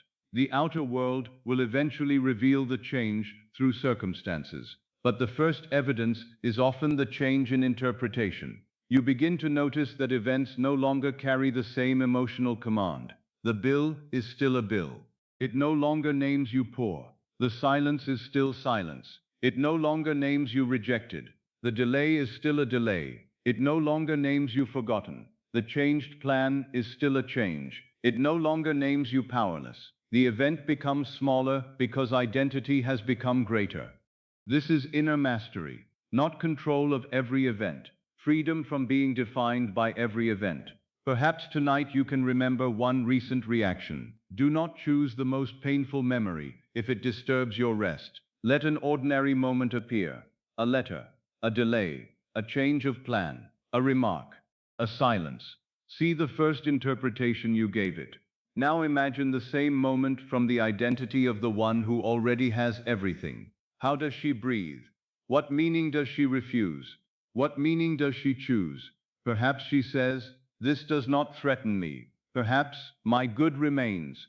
Perhaps, "I can meet this calmly." Perhaps she simply remains silent within. Let the scene revise itself through interpretation. The event need not change. You change. See yourself receiving the same news with another center. Feel no need to perform perfect calm. Feel only that you remain whole. The event enters. It does not enter the throne room of identity. It passes through the day. You remain. This is the person you are becoming. Not someone untouched by life. Someone no longer authored by each passing moment. You may be disappointed and still fulfilled, concerned and still supported, sad and still loved, uncertain about one detail and still secure in being. These states can coexist while the deeper identity remains chosen. Do not demand that fulfillment erase humanity. Let it hold humanity. The fulfilled self is not cold.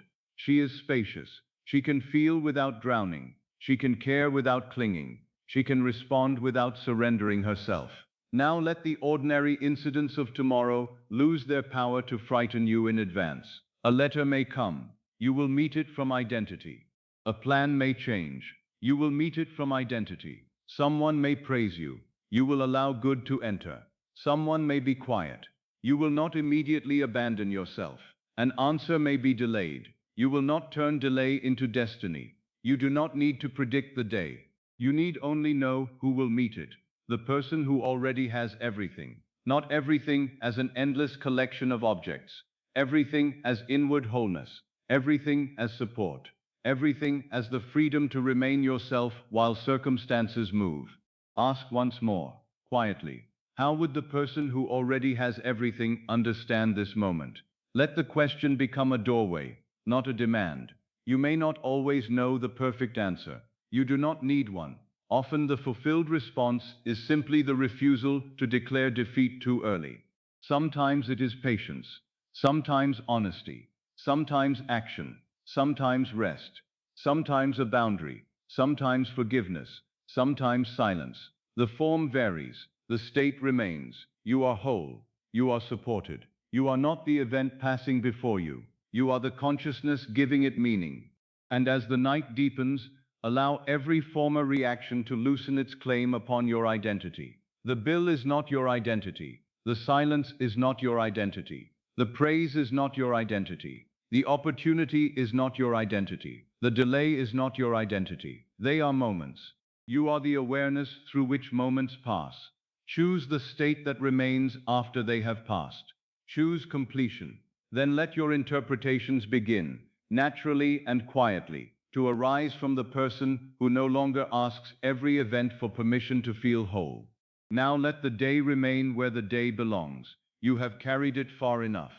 The letters, the figures, the unfinished conversations, the obligations not yet met, the questions without answers, the disappointments you did not expect, and the fears you have already projected into tomorrow may all be placed upon a distant table. You do not need to tear the papers. You do not need to burn them. You do not need to pretend they were never written. Let them rest upon the table. Perhaps there is a bill among them. Perhaps there is a page upon which you have added the same figures several times, hoping that another calculation would reveal a possibility the first one concealed. Perhaps there is a letter you have not yet answered, or one you wrote and now regret. Perhaps a name appears upon a page and awakens an entire conversation within you. Place them all upon the table. The table is strong enough to hold them. You do not need to hold them with your body. Notice how often you have believed that worry was a form of responsibility. You may have felt that if you stopped thinking about the matter, you would become careless. If you released the fear, you might fail to act. If you permitted yourself to sleep peacefully, perhaps life would interpret your rest as indifference. But anxiety is not responsibility. Fear is not wisdom. Sleeplessness is not preparation. The matter may still require your attention tomorrow, but it does not require your fear tonight. Hear that gently. The matter may still require your attention tomorrow, but it does not require your fear tonight. Tomorrow, you may write the letter. Tomorrow, you may make the arrangement. Tomorrow, you may examine the account, seek proper counsel, complete the work, speak honestly, or take one practical step.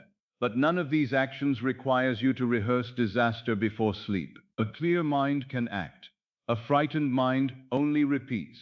You do not become more capable by carrying every possible outcome into the night. You become divided. Part of you lies in bed, while another part remains seated beside the papers, guarding them as though your anxiety alone prevents them from growing larger.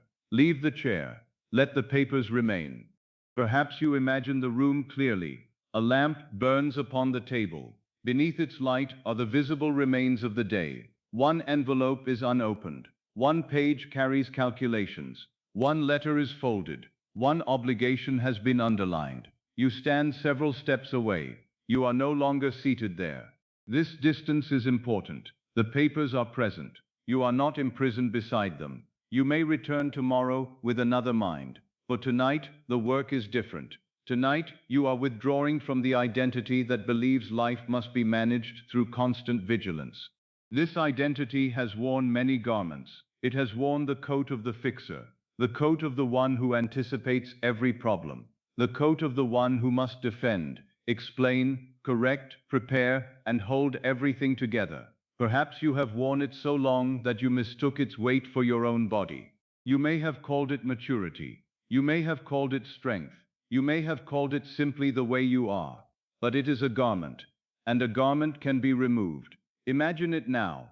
A heavy outer coat made from the concerns of many days. Every unanswered question is sewn into its lining.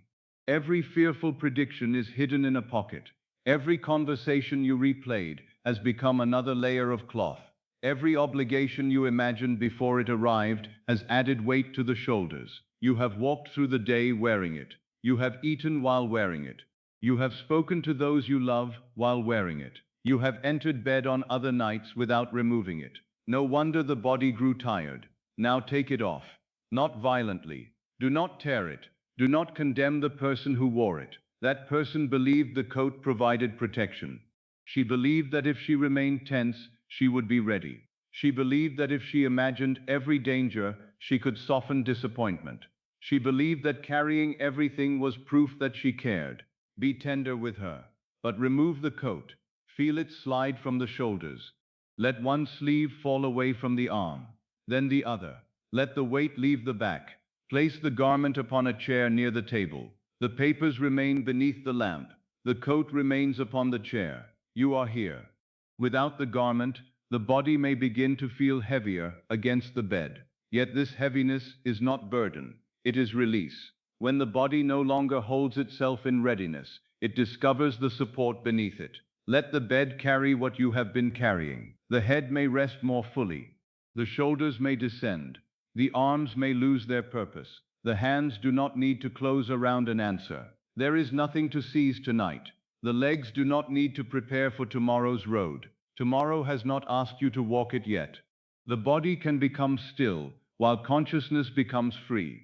Perhaps the mind returns to the table. It says, but what about the bill?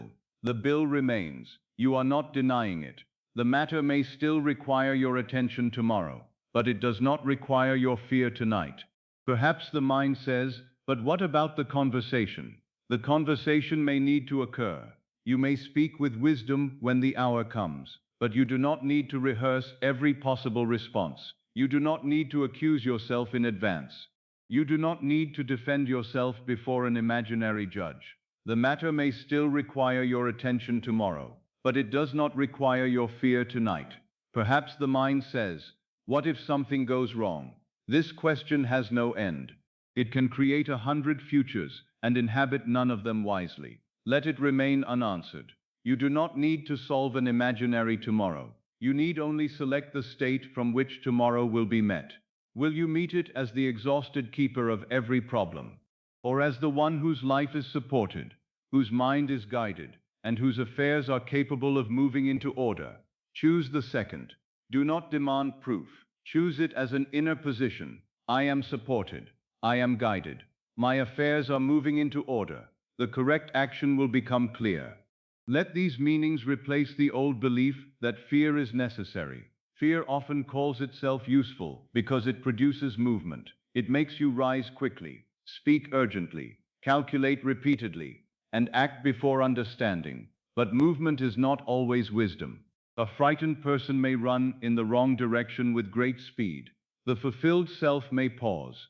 She may wait for clarity. She may take one measured step instead of 10 anxious ones. She trusts that intelligence is not created by panic. You may rest and still be responsible. You may sleep and still be wise. You may release the question and awaken with an answer. Sometimes the solution could not enter because the mind was crowded with the problem's voice. Let the chamber become quiet. The creative chamber of sleep is not the place where you drag every unfinished paper and force consciousness to study it through the night. It is the place where you choose the state from which those papers will later be answered. The outer page may contain a problem. The inner page may contain resolution. The outer letter may remain unanswered. The inner conversation may already have ended harmoniously. The visible account may appear unfinished. The imaginal state may be one of complete provision. This is not contradiction for the sake of escape. It is the selection of cause. Tonight, you are not carrying the report into the source and asking the source to repeat it. You are giving the source another instruction. My affairs are in order. Everything is being handled wisely. I am free to rest. Suppose you were the person who already had everything.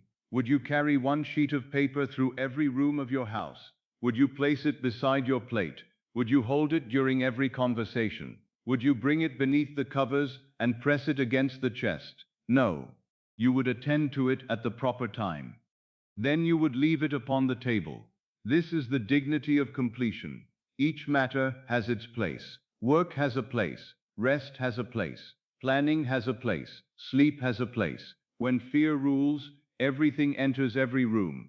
The account enters the bedroom. The disagreement enters the dining room. Tomorrow enters today. The future enters the present and empties it.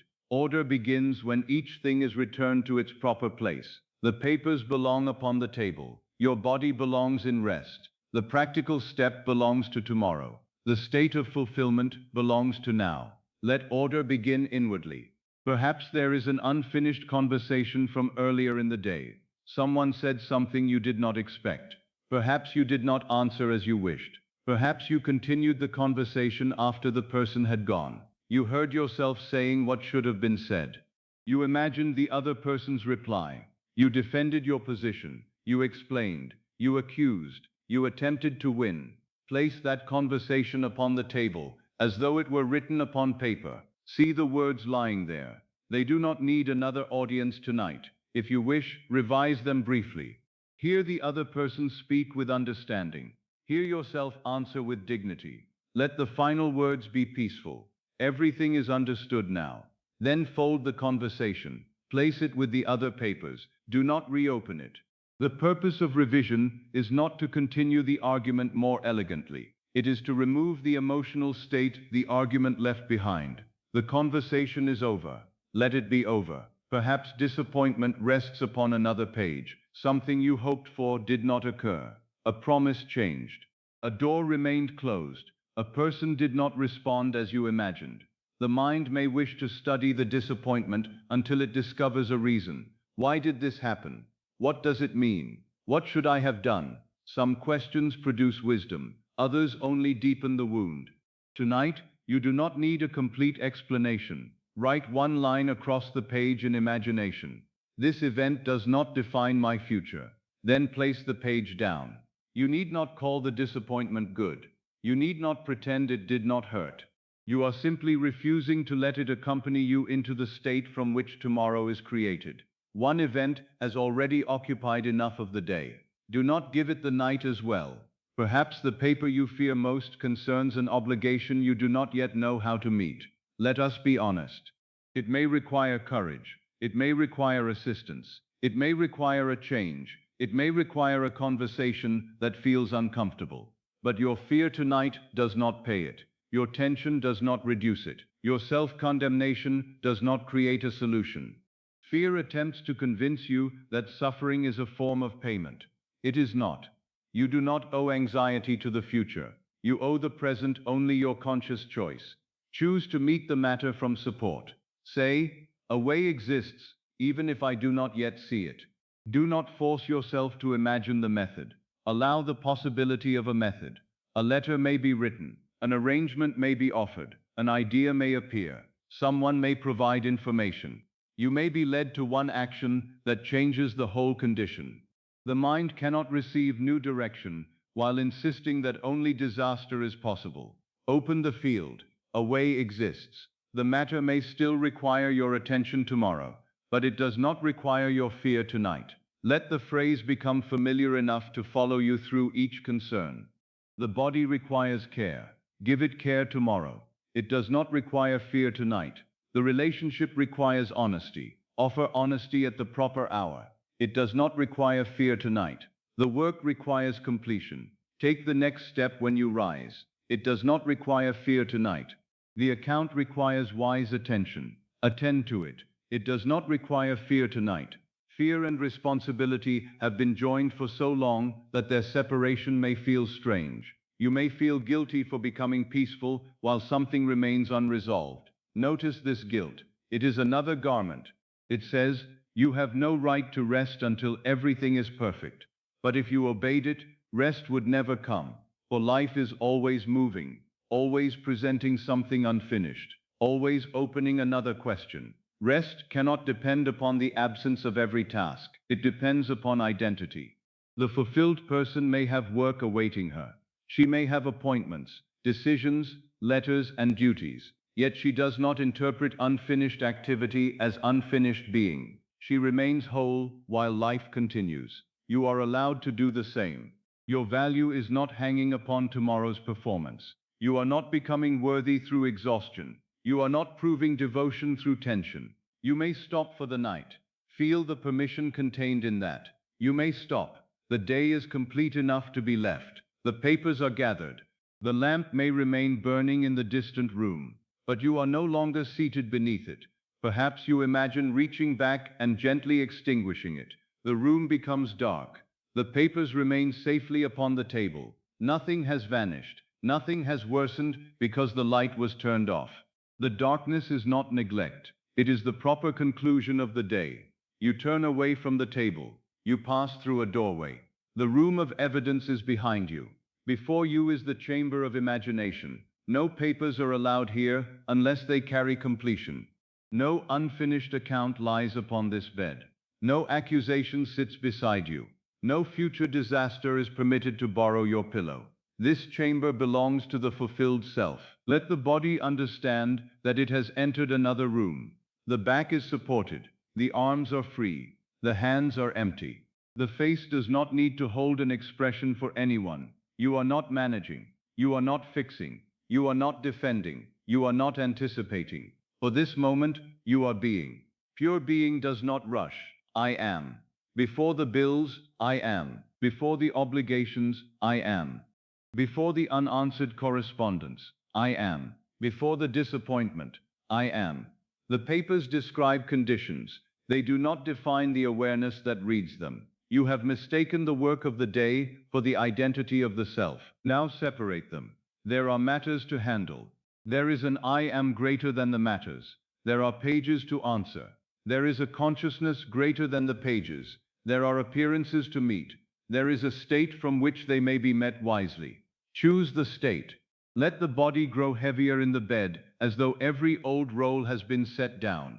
The manager has left the office. The defender has left the courtroom. The calculator has closed the ledger. The watcher has left the window. The one who anticipates every danger has removed her coat. No role is required in sleep. There is only the person to whom life has already given itself. How would she rest? She would not keep one ear listening for disaster. She would not rehearse the morning. She would know that wisdom will be available when needed. She would know that a night of peace is not betrayal of responsibility. She would know that rest itself may be one part of the answer. Become her now, not tomorrow. Now. Let one simple scene arise. Perhaps you stand at the distant table before leaving the room. You gather the papers into one orderly pile. You place your hand upon them and say, I will meet what is mine to meet, but I will not become fear. Then you turn away. Or perhaps you say, these matters are being resolved. Or simply, enough for tonight. Choose the words that release you. Enough for tonight. Feel the finality. The day does not need another hour from you. The problem does not need another frightened thought. The conversation does not need another rehearsal. Enough for tonight. The mind may return once more. Let it. You know where to place each thought. Upon the table. A figure appears. Place it upon the table. A name appears. Place it upon the table. A question about tomorrow appears. Place it upon the table. You are not rejecting them. You are ordering them. The table may hold many papers. It does not grow tired. Let it hold what the body can no longer carry. Perhaps, as each concern is placed down, you feel the bed receiving another measure of your weight. The head settles. The shoulders settle. The hips settle. The legs settle. The body is not sinking into defeat. It is sinking out of vigilance. There is no battle tonight. There is no emergency in this bed.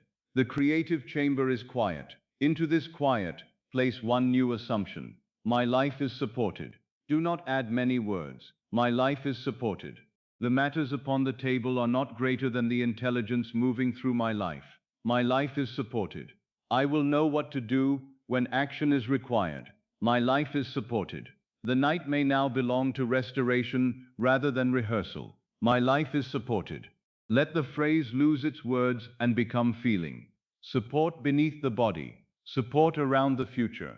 Support within consciousness. You do not have to identify the exact form of help. Support may arrive through your own clearer thought, through another person's wisdom, through an unexpected arrangement, through a decision you have not yet considered, through strength restored after sleep. Do not confine it. Accept support as the state. The papers will still be there tomorrow, if attention is needed, but you will not return to them as the same exhausted identity. You may meet them as the one who has slept in completion. The page may be the same. The reader will be different. And because the reader is different, new meanings, new actions, and new roads may become visible. This is why you leave the day upon the table. Not because the day does not matter. Because consciousness matters more. Not because responsibility is denied. Because responsibility is better served by wisdom than by fear. Not because tomorrow will solve itself without your participation. Because your participation can arise from another state. The matter may still require your attention tomorrow, but it does not require your fear tonight. Let this be the final seal upon every paper. The bill, the conversation, the obligation, the disappointment, the unanswered letter, the uncertain tomorrow. Each receives the same seal. Attention tomorrow, no fear tonight. Attention tomorrow, no fear tonight. The words may now become slower. The table is distant. The papers are still. The lamp is out. The old coat rests upon the chair. You are no longer wearing it. The day is behind you. The body is supported. The hands are empty. Nothing needs to be fixed in this moment. Nothing needs to be defended. Nothing needs to be anticipated. The matter may still require your attention tomorrow, but it does not require your fear tonight. Tonight belongs to another identity, the one whose life is full, the one whose affairs can move into order, the one who is guided, the one who is supported, the one who can leave the papers where they are and enter sleep without carrying the table into the chamber of imagination. Let the day remain there. Let the night receive you here. And as the body grows heavier beneath the release of every borrowed burden, allow consciousness to become lighter, freer, and increasingly available to the quiet state in which everything is already finding its proper place. Now I would have you enter a state in which nothing essential remains unresolved. Do not begin by gathering every problem before the mind. Do not attempt to arrange them in order of importance. Do not decide that money must be settled first, love second, health third, work fourth, and every smaller concern afterward. The mind that has lived among problems often believes that peace must be earned by solving each one separately. It imagines a long corridor lined with locked doors and tells you that rest will be permitted only after every lock has been opened. But consciousness does not need to walk through the corridor, one door at a time. It may enter the room at the end.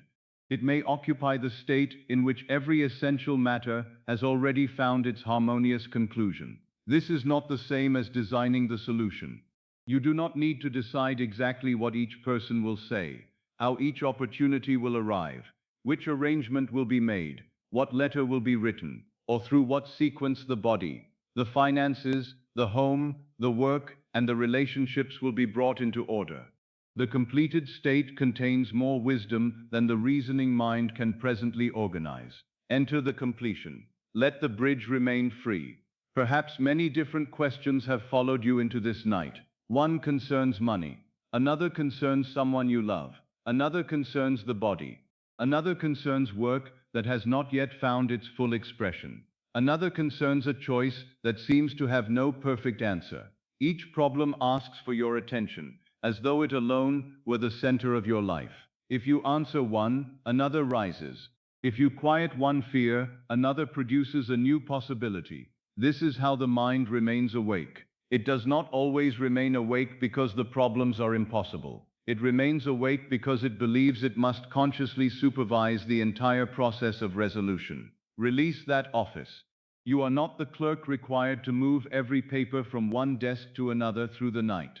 You are consciousness selecting the final order. The details belong to the bridge. The state belongs to you. Perhaps you have imagined that to use imagination properly, you must create a separate scene for every desire. For money, one scene. For love, another. For health, another. For work, another. For family, another. For security, another. Soon imagination becomes crowded with so many pictures that none of them feels like home. Tonight, let them come together beneath one emotional conclusion. Everything has been beautifully resolved. Hear the words. Do not ask immediately what everything includes. The deeper mind understands. Everything that has burdened you, everything that has appeared out of place, everything that has seemed delayed, uncertain, strained, unfinished, or divided. Everything has been beautifully resolved. Perhaps the word beautifully is important, not merely solved through force, not solved at the cost of peace, not solved by creating a new difficulty elsewhere.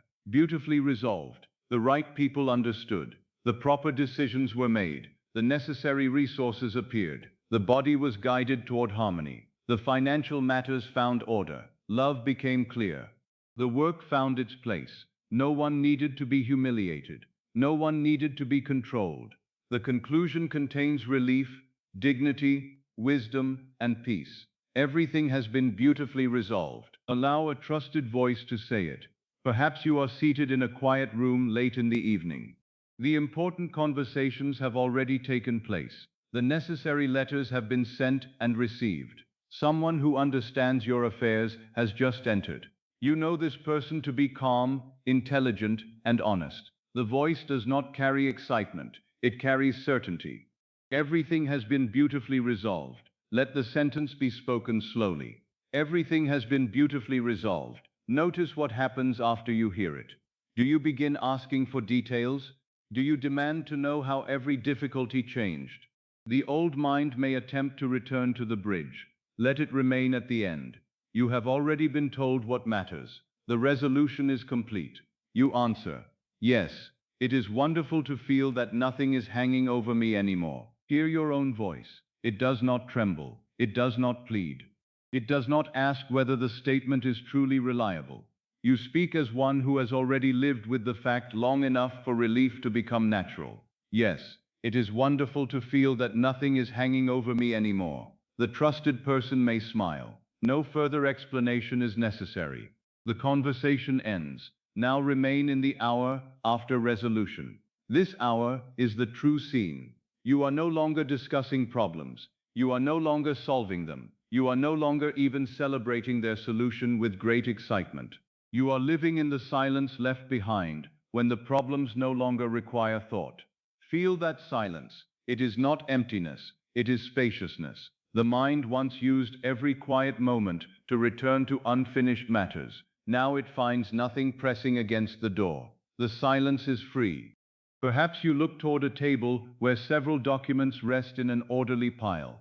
These papers once represented separate concerns. One carried financial figures, another concerned the home, another carried a name that awakened fear, another concerned work, another concerned the body. Now the papers are closed. They are not scattered. They do not accuse you. Each matter has been handled. You may place your hand upon the pile and feel no need to reopen it. Everything is in order. Let the hand remain there for a moment. The papers are beneath it. The hand is relaxed. This simple sensation implies the whole. Nothing is hidden. Nothing is approaching. Nothing is waiting to surprise you by morning. The affairs of your life have found their proper arrangement. You may remove the hand. The order remains. This is what it means to enter a state rather than construct every solution. The state contains the solutions as a tree contains branches before every branch can be counted. You do not need to examine each leaf. You know the tree is alive. You know its roots are sound. You know the whole organism participates in one intelligence. Your life may be accepted as such a whole. Money is not separate from identity. Love is not separate from expectation. Health is not separate from inner atmosphere. Work is not separate from self-concept. The parts may appear separate to the reasoning mind, yet they arise within one field of consciousness. Change the field. Let the parts begin finding new relationships. A single state can contain the answer to many desires, because the state determines the person from whom all future thought proceeds. If you become the person whose life is in order, then you think about money from order. You think about love from order. You think about the body from order. You think about tomorrow from order. The state moves through every subject. You do not need to carry separate identities into every part of life. You are not wealthy in one room, rejected in another, frightened in another, and powerless in another. Choose the deeper identity. I am the one whose life is harmoniously arranged. Let that identity travel through the whole house of consciousness. The financial room receives it. The relationship room receives it. The room of health receives it. The room of work receives it. The room of family receives it. The room of future choice receives it. One light enters many rooms. You do not need a different sun for every window. Let one state illuminate the whole. My life is in perfect order now. Perhaps these words feel too complete for the reasoning mind. It may immediately present exceptions. What about this matter?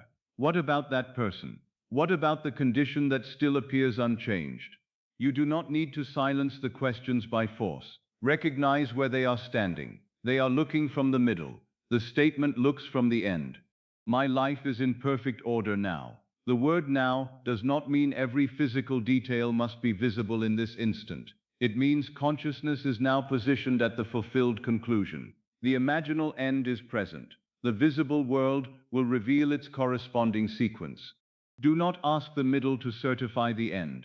Stand in the end. Perhaps you fear that accepting total resolution will make you passive. You may think that if you feel everything is solved, you will no longer take necessary action. But the state of resolution does not remove intelligence. It releases intelligence from fear. A person who feels trapped often acts impulsively. A person who feels supported can see more clearly.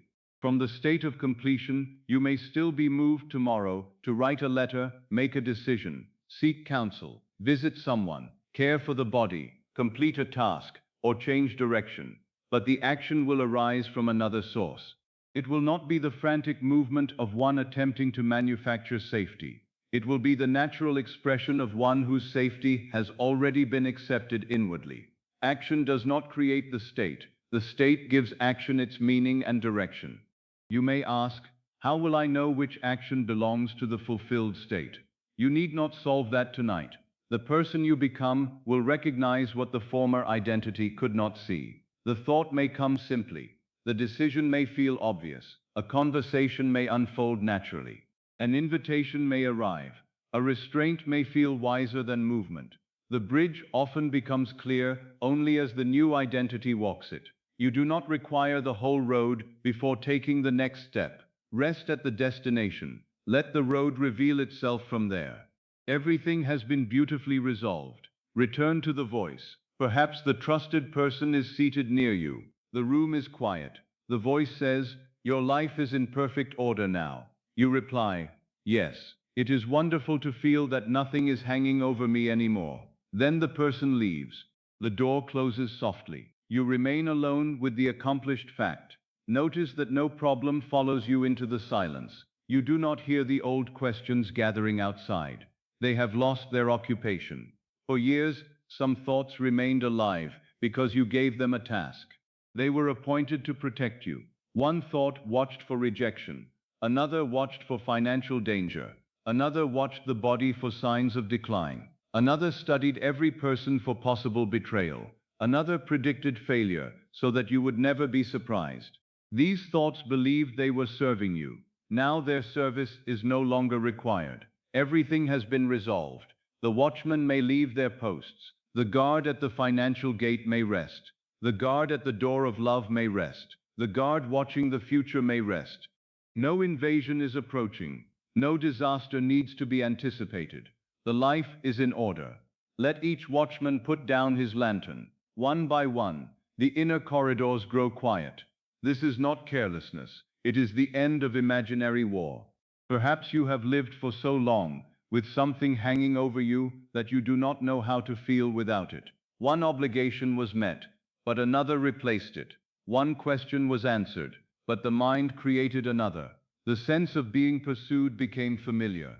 You may have believed that adulthood itself meant always carrying something unfinished above the head. Tonight, discover the identity beneath that burden. Who are you when nothing is hanging over you?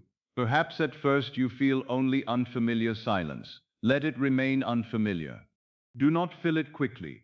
Do not create another problem to restore the old atmosphere. Let the empty space become peace. Nothing is hanging over me anymore. Say it gently. Nothing is hanging over me anymore. The words may produce a small release in the chest. Let that release be enough.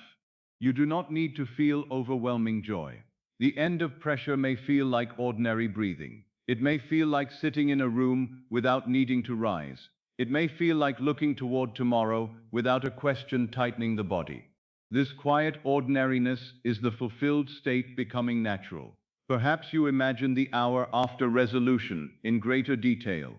A clock marks the late evening. The work of the day is finished. A lamp rests upon the table. You pour a cup of tea. No letter waits to be opened.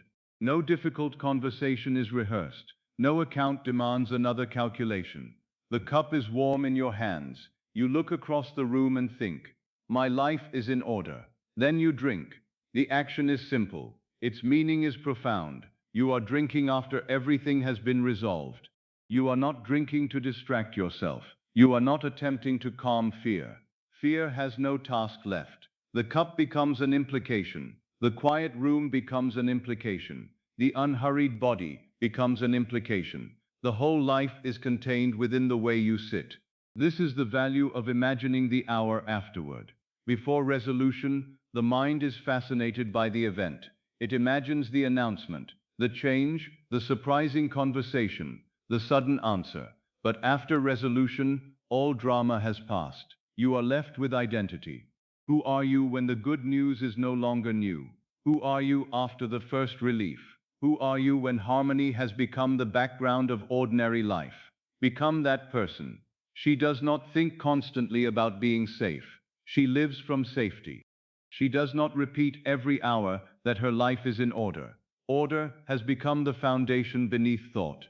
She may think of a book, a garden, a journey, a loved one, or tomorrow's pleasant work. The state remains. This is natural possession. Do not stare endlessly at the solved problems.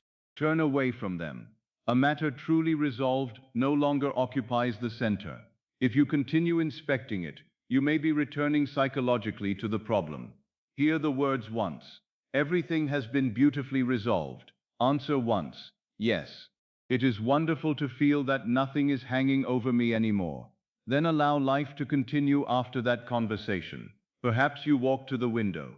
Perhaps rain moves softly against the glass. Perhaps the evening air is still. The world outside has not become spectacular. It has become harmless. You no longer expect every approaching day to bring another battle. You no longer believe peace is merely the short pause between problems. Peace is the state. Events move within it. This is a new understanding. The former self treated peace as a reward granted after every task was complete. But life continually produces movement. If peace must wait until movement ends, it will never be known. The fulfilled self makes peace the center from which movement is met. Thus, everything may be in order, even while life continues to unfold. Order does not mean stillness of every circumstance.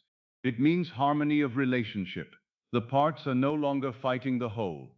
Action serves wisdom. Desire serves expansion. Money serves freedom and usefulness. Love serves mutual joy. The body serves life. Work serves expression. Rest serves restoration. Each thing has its place. This is perfect order. It is not rigid. It is alive. Imagine a great household functioning harmoniously. Each person knows what is required. Each room has its purpose. Letters are answered. Meals are prepared. Doors open and close. People come and go. Movement continues, yet the house is not chaotic. Your life may become such a household in consciousness. You do not need to control each servant. You accept the order of the house. The deeper intelligence performs its work. Your office is to occupy the consciousness of the owner who knows everything essential is being handled, not an owner who dominates, one who trusts the order. Say inwardly, everything in my life is moving into its right relationship. This may be easier to receive than a rigid picture of perfection. Everything is moving into its right relationship. The financial matter finds its place. The relationship finds its place. The work finds its place. The body finds its place in care and vitality. The past finds its place as memory rather than prophecy. The future finds its place as possibility rather than threat. You find your place at the center of consciousness, not as a frightened manager, but as the chooser of state. Let the statement become present. Everything has found its right relationship. Everything has been beautifully resolved. My life is in perfect order now. Choose one. Do not burden yourself with all three. One sentence can carry the whole. Perhaps the simplest is, it is all resolved. Hear it. It is all resolved. The words do not need to name the problem. The mind knows. It is all resolved. The financial concern, resolved. The uncertainty in love, resolved. The worry about the body, resolved. The question about work, resolved. The fear of tomorrow, resolved. Do not imagine each solution. Feel the absence of the burden. It is all resolved. Perhaps the word resolved begins to lose its sound and become a physical meaning. The shoulders descend, the hands rest, the face no longer prepares to answer anyone. The body of the resolved self becomes still. Nothing is hanging over me anymore. The body may grow heavier because it is no longer holding the future above it. Let the future rest in its own order. You do not need to carry it. The hour after resolution is here. The conversation has ended. The papers are closed. The trusted person has gone. The room is quiet. The cup rests upon the table. The lamp is soft. You are not thinking about the former problems because they no longer describe your present life. This is the state you select. Tomorrow may still present events. Let it. Events are not the same as unresolved identity. You will meet them as the person whose life is ordered. The person who thinks from harmony notices harmonious choices. The person who thinks from support recognizes support. The person who thinks from resolution no longer multiplies problems by interpreting every change as danger. A single state changes the thinker. The changed thinker meets every subject differently. This is why one state can contain many answers. You do not need 10 different selves to receive 10 different forms of good. Become whole. Let wholeness think about everything. Become secure. Let security enter every conversation. Become supported. Let support guide every action. Become resolved. Let resolution move through every unfinished appearance until the appearance learns the new order. Now hear the trusted voice one final time. Everything has been beautifully resolved. Your answer is quiet. Yes, it is wonderful to feel that nothing is hanging over me anymore. Nothing further is said. The door closes. The room receives you. The life after resolution receives you. You need not think about the problems again tonight. You have entered the state that contains their harmonious conclusion. The details may unfold through roads not yet visible. Let them. The intelligence that creates the bridge does not require your nighttime supervision. Your task is fulfilled by being here, after the answer, after the relief, after the pressure, after the question. The mind may become quieter now. The whole life is in order, not one piece at a time, as one living state. Everything has been beautifully resolved. Nothing is hanging over you. Nothing is waiting to accuse you. Nothing is asking to be carried through the night. You are seated in the hour after completion. The former problems are behind you.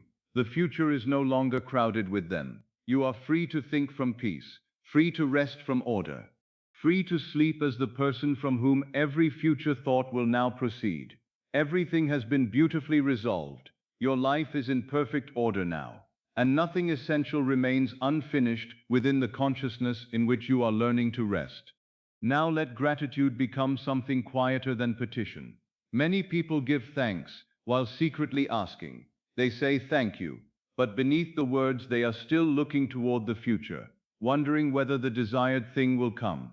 The lips speak gratitude, yet consciousness remains in expectation of arrival. This is not condemnation, it is simply a distinction. Gratitude can be used as a request, disguised in beautiful language, or it can become the natural response of one who has already received. The first says, "Please let this happen." The second says, "I believe this may happen." The third says, "Thank you, it has been done." These positions may sound similar to the ear, but they are entirely different places in consciousness. "Please let this happen" stands before the event. It reaches, it asks, it waits for permission. "I believe this may happen" has moved closer. It permits possibility. It sees that the door might open, yet it is still standing outside, looking toward the threshold. "Thank you. It has been done" stands beyond the event. It looks backward from completion. The desired thing is no longer coming. It has entered memory. This is the gratitude I would have you carry into sleep. You are not thanking life for a future promise. You are remembering a gift already received in consciousness. Feel the difference between asking for a gift and remembering one. When you ask, attention is placed upon absence. You imagine the desired thing elsewhere, perhaps moving toward you, perhaps delayed, perhaps still uncertain. When you remember receiving, the distance has disappeared. The gift belongs to an event already completed. The hands have touched it. The words have been heard. The good news has entered the past of imagination. You may rest in its consequence. Suppose someone gave you a treasured book many years ago. When you remember the gift, you do not wonder whether it will be given. You recall the room, the person's face, the weight of the book in your hands, and the feeling that accompanied the moment. You may say, "I was so grateful when it was given to me." The gratitude and the memory are joined. Use the same principle with the fulfilled life. Do not merely thank for prosperity as though sending a hopeful word into the distance. Remember when prosperity became secure. Do not thank for love as though attempting to summon affection. Remember when you knew, without question, that you were cherished. Do not thank for health as though bargaining with the body. Remember the relief of receiving words of reassurance.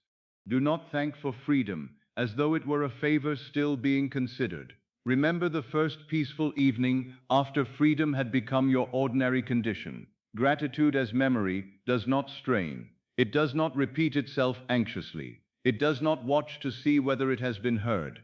It knows why it is grateful. The event has occurred in consciousness. Perhaps you once believed that gratitude must be intense in order to be powerful. You tried to feel overwhelming joy, to create tears, excitement, or a great swelling of emotion. If the feeling did not come, you feared that your gratitude was insufficient. But possession is often quiet. A person may be deeply grateful without trembling. She may simply sit in the evening and think, how wonderfully everything has changed. There may be only a small smile, a softened breath, a gentle warmth in the chest. This is enough. The depth of gratitude is not measured by its drama. It is measured by the position from which it arises. A man shouting thanks for what he still believes absent remains in desire. A woman whispering, it is done, from inward possession has entered the state. Do not perform gratitude. Remember, perhaps there was a time when you searched constantly for an answer. You examined every event. You wondered whether life was listening.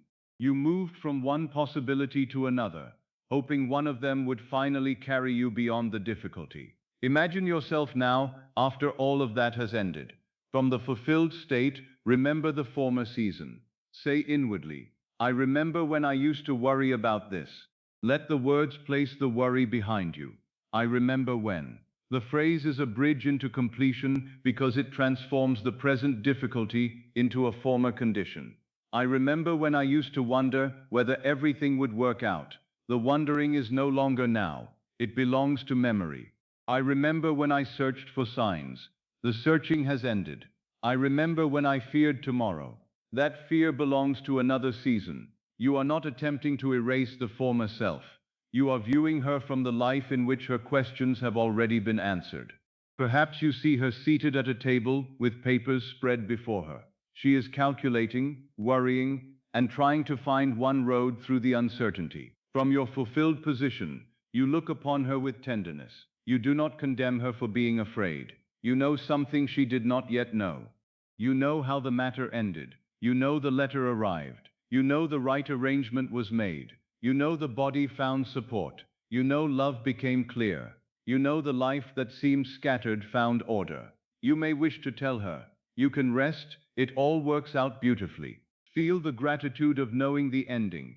This gratitude is not directed toward a distant power that may or may not grant a request. It is the recognition of fulfillment already accepted. Thank you. It has been done. The words may be spoken inwardly to God, but God is not distant. God is the I am within you, the living awareness that accepts and becomes every state. When you say thank you, from completion, consciousness acknowledges its own fulfilled assumption. The giver and receiver meet within you. The prayer and the answer are no longer separated. This is why gratitude can become so intimate. No public display is required. No one else needs to hear. You may lie in darkness while a single inward sentence completes the whole act. Thank you. My life is beautifully settled. Then silence. Do not add a long explanation. Do not immediately ask how it will happen. You have already thanked for completion. To return at once to the question of means is to move from memory back into anticipation. Remain after. Thank you. It has been done. Perhaps the mind says, but it has not happened physically. The imaginal act is not pretending that the senses have already reported what they have not yet reported. It is consciously entering the state from which the fulfilled experience is accepted as real. The senses report the current chapter. Imagination may read the final one. You do not destroy the book by knowing the ending. You change the emotional meaning of the pages through which you are still moving.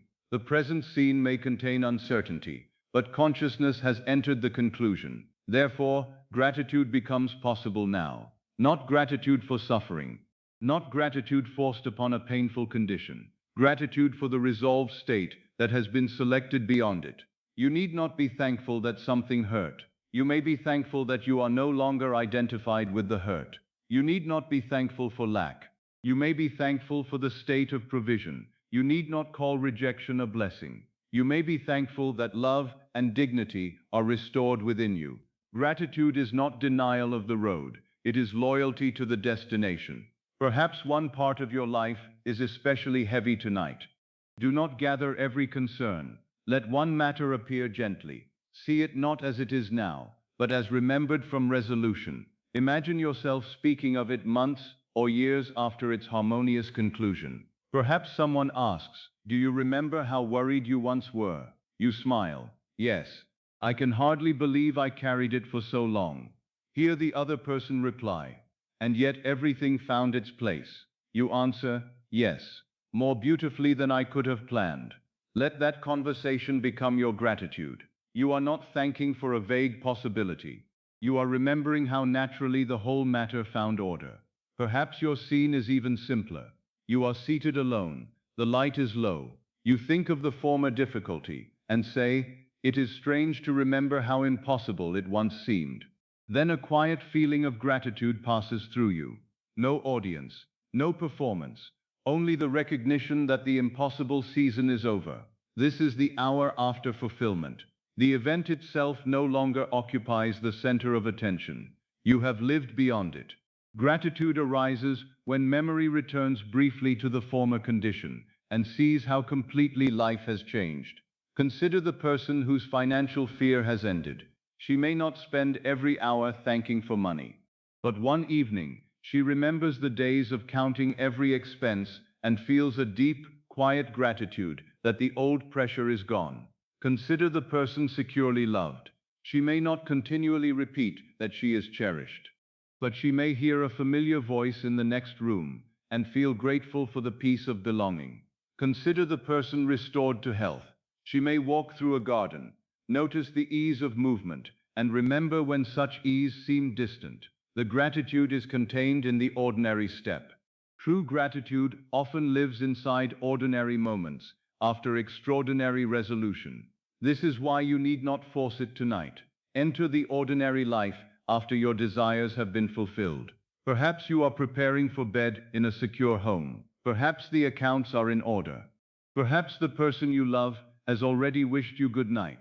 Perhaps the body feels rested. Perhaps the work of your life is moving beautifully. You extinguish a lamp. As the room darkens, you think, thank you. Everything is exactly as it should be. No request follows. The day is complete. The life is full. Sleep may come. You are not thanking life for a future promise. You are remembering a gift already received in consciousness. Let this phrase deepen. A future promise can still be doubted. A received gift belongs to memory. A future promise may be delayed. A received gift has already crossed the threshold. A future promise keeps you watching the road. A received gift permits you to close the door and rest. Close the door. The gift is inside. The answer is inside.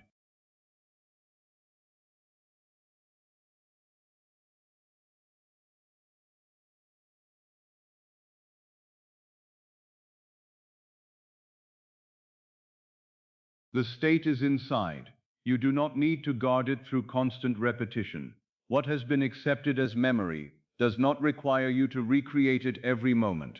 You may revisit it because it is pleasant. You may return to the feeling because it is your chosen home. But do not return as one checking whether the gift remains. Return as one remembering. The distinction is subtle, yet powerful. Anxious repetition says, perhaps I did not impress it deeply enough.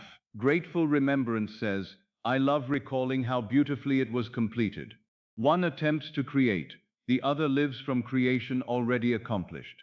Suppose tonight you repeat, thank you, thank you, thank you, while inwardly wondering whether anything is changing. The words may become another form of effort. Instead, choose one reason for gratitude within the fulfilled state. Thank you for the peaceful home. Thank you for the settled affairs. Thank you for the love that surrounds me. Thank you for the strength of the body. Thank you for the freedom of time. Then let the particular reason expand into the whole, or use no object at all. Thank you, my life is complete. Feel the words as a response. Something has occurred. Someone has spoken. A fact has been confirmed. You are answering. Thank you. Perhaps a trusted person has just told you. Everything has been beautifully resolved. Your reply is, thank you. I knew it would be. Feel the calm certainty of the answer. I knew it would be. This is not arrogance. It is faith remembered from the end. Or perhaps your reply is, thank you. It is such a relief to know it is all complete. Again, the emphasis is not on asking. The completion has been announced. You receive the announcement. The scene ends. Gratitude remains. Let gratitude become a soft garment around the fulfilled identity. You are not using it as payment. You do not owe gratitude to an external power in exchange for good. God is not a merchant demanding emotional currency before releasing the desired condition. Gratitude is simply the natural fragrance of possession. A flower does not produce fragrance in order to persuade the sun to shine. It produces fragrance because it is alive according to its nature. Likewise, gratitude arises because the fulfilled state is alive in you. You need not bargain. Thank you if you will only do this. Thank you, so that I may prove my faith. Thank you because perhaps then I will be worthy. Let these bargains end. You are not purchasing fulfillment with spiritual language. You are entering fulfillment and allowing gratitude to arise from it. What would you naturally appreciate if everything were already settled? Perhaps the answer is peace. Perhaps it is time. Perhaps it is the ability to breathe without dread. Perhaps it is the knowledge that those you love are secure. Perhaps it is freedom from the old need to explain yourself. Let gratitude attach itself to one natural consequence. I am so grateful for this peace. Feel the peace first, then the gratitude belongs. I am so grateful that my family is secure. Feel the security. Then gratitude becomes recognition. I am so grateful that I no longer carry fear into the night. Feel the absence of the burden. Then gratitude becomes memory. The former fear is behind you. You remember it. You do not live within it. Perhaps gratitude may even take the form of compassion for your former self. You look back and think, she did not know how close she was to discovering that the state could be assumed. You remember how she begged, searched, and worried. You do not despise her. You thank her for continuing until this understanding became possible. Then you release her. The one who pleaded has become the one who receives. The one who hoped has become the one who remembers. The one who waited has become the one who says, thank you. It has been done. Let those three positions appear once more. Please let this happen. Notice the reaching. I believe this may happen. Notice the possibility still ahead.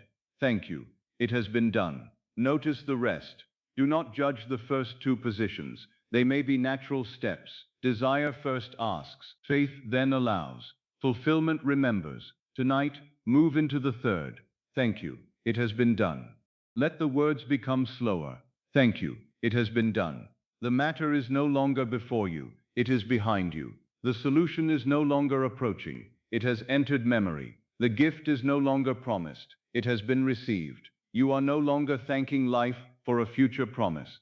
You are remembering a gift already received in consciousness. Perhaps the gift has no visible shape now. Let the shape fade.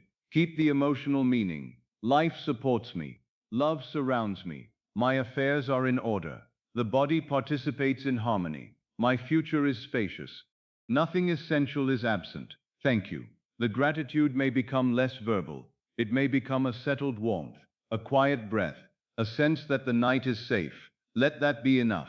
No great emotion is required. The fulfilled state is often known by what is no longer present. No pleading, no hurry, no bargaining, no need to persuade, no anxious watching, only recognition. It has been done. Perhaps one final memory rises. You remember when you once lay awake asking whether life would ever change. From the fulfilled state, you smile at that former night. You wish you could reach backward and whisper to the person you were, you may sleep. The answer is already yours. Hear those words now as though spoken from your future memory into this present night.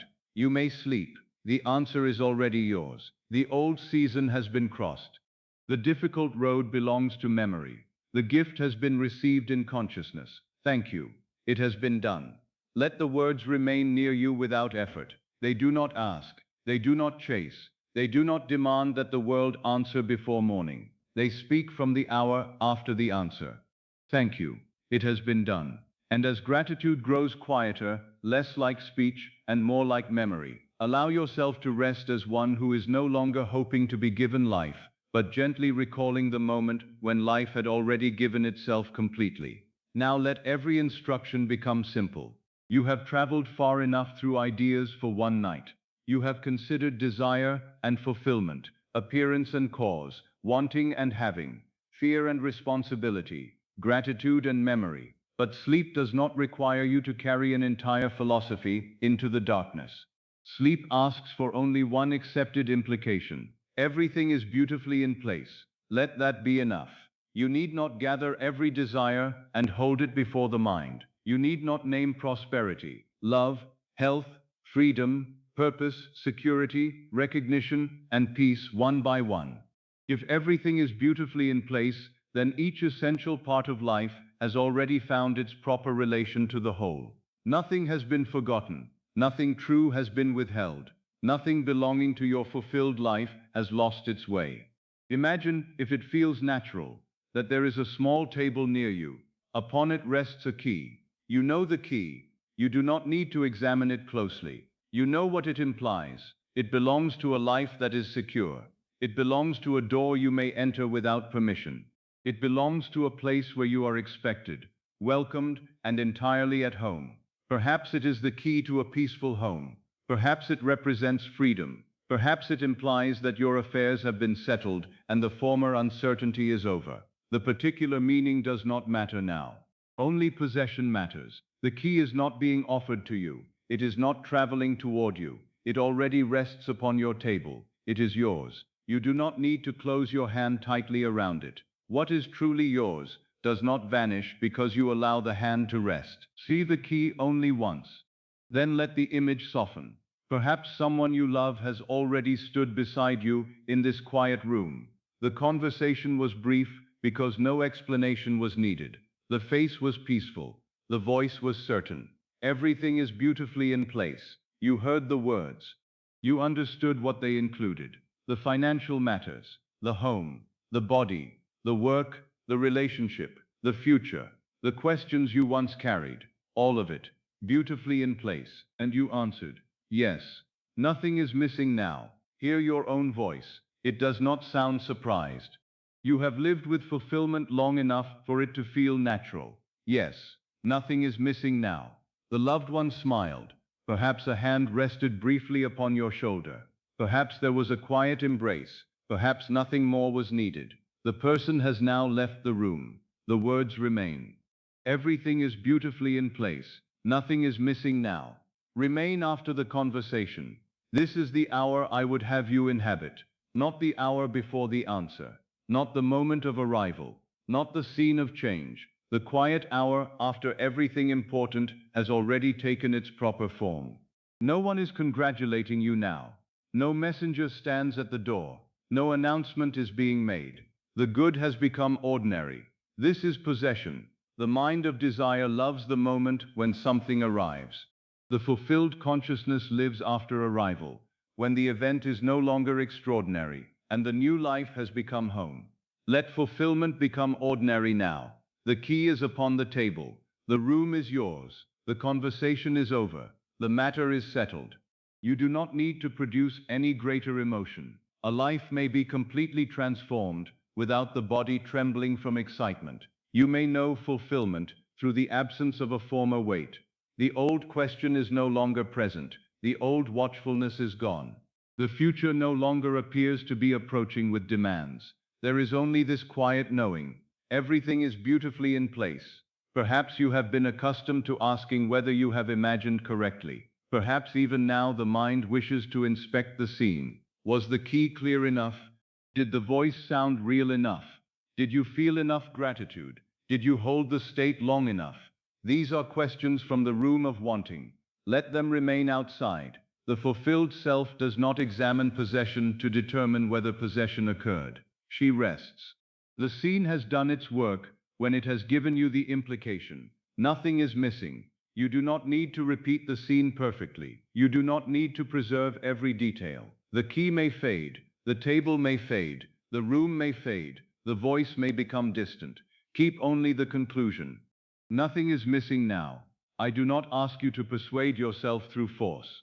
I ask you to consent to rest, as though the question had ended. There is a great difference between forcing belief and allowing relief. Force says, I must make this true. Relief says, it is already settled. Choose relief. Let the body receive the meaning. The hands have finished reaching. The shoulders have finished carrying tomorrow. The face has finished preparing an answer. The chest has finished guarding against disappointment. The body does not need to prove faith. It may simply behave like the body of one who is supported.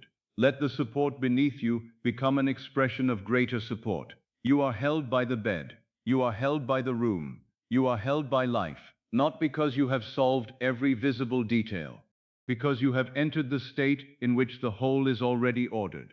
The body can become heavy without becoming burdened.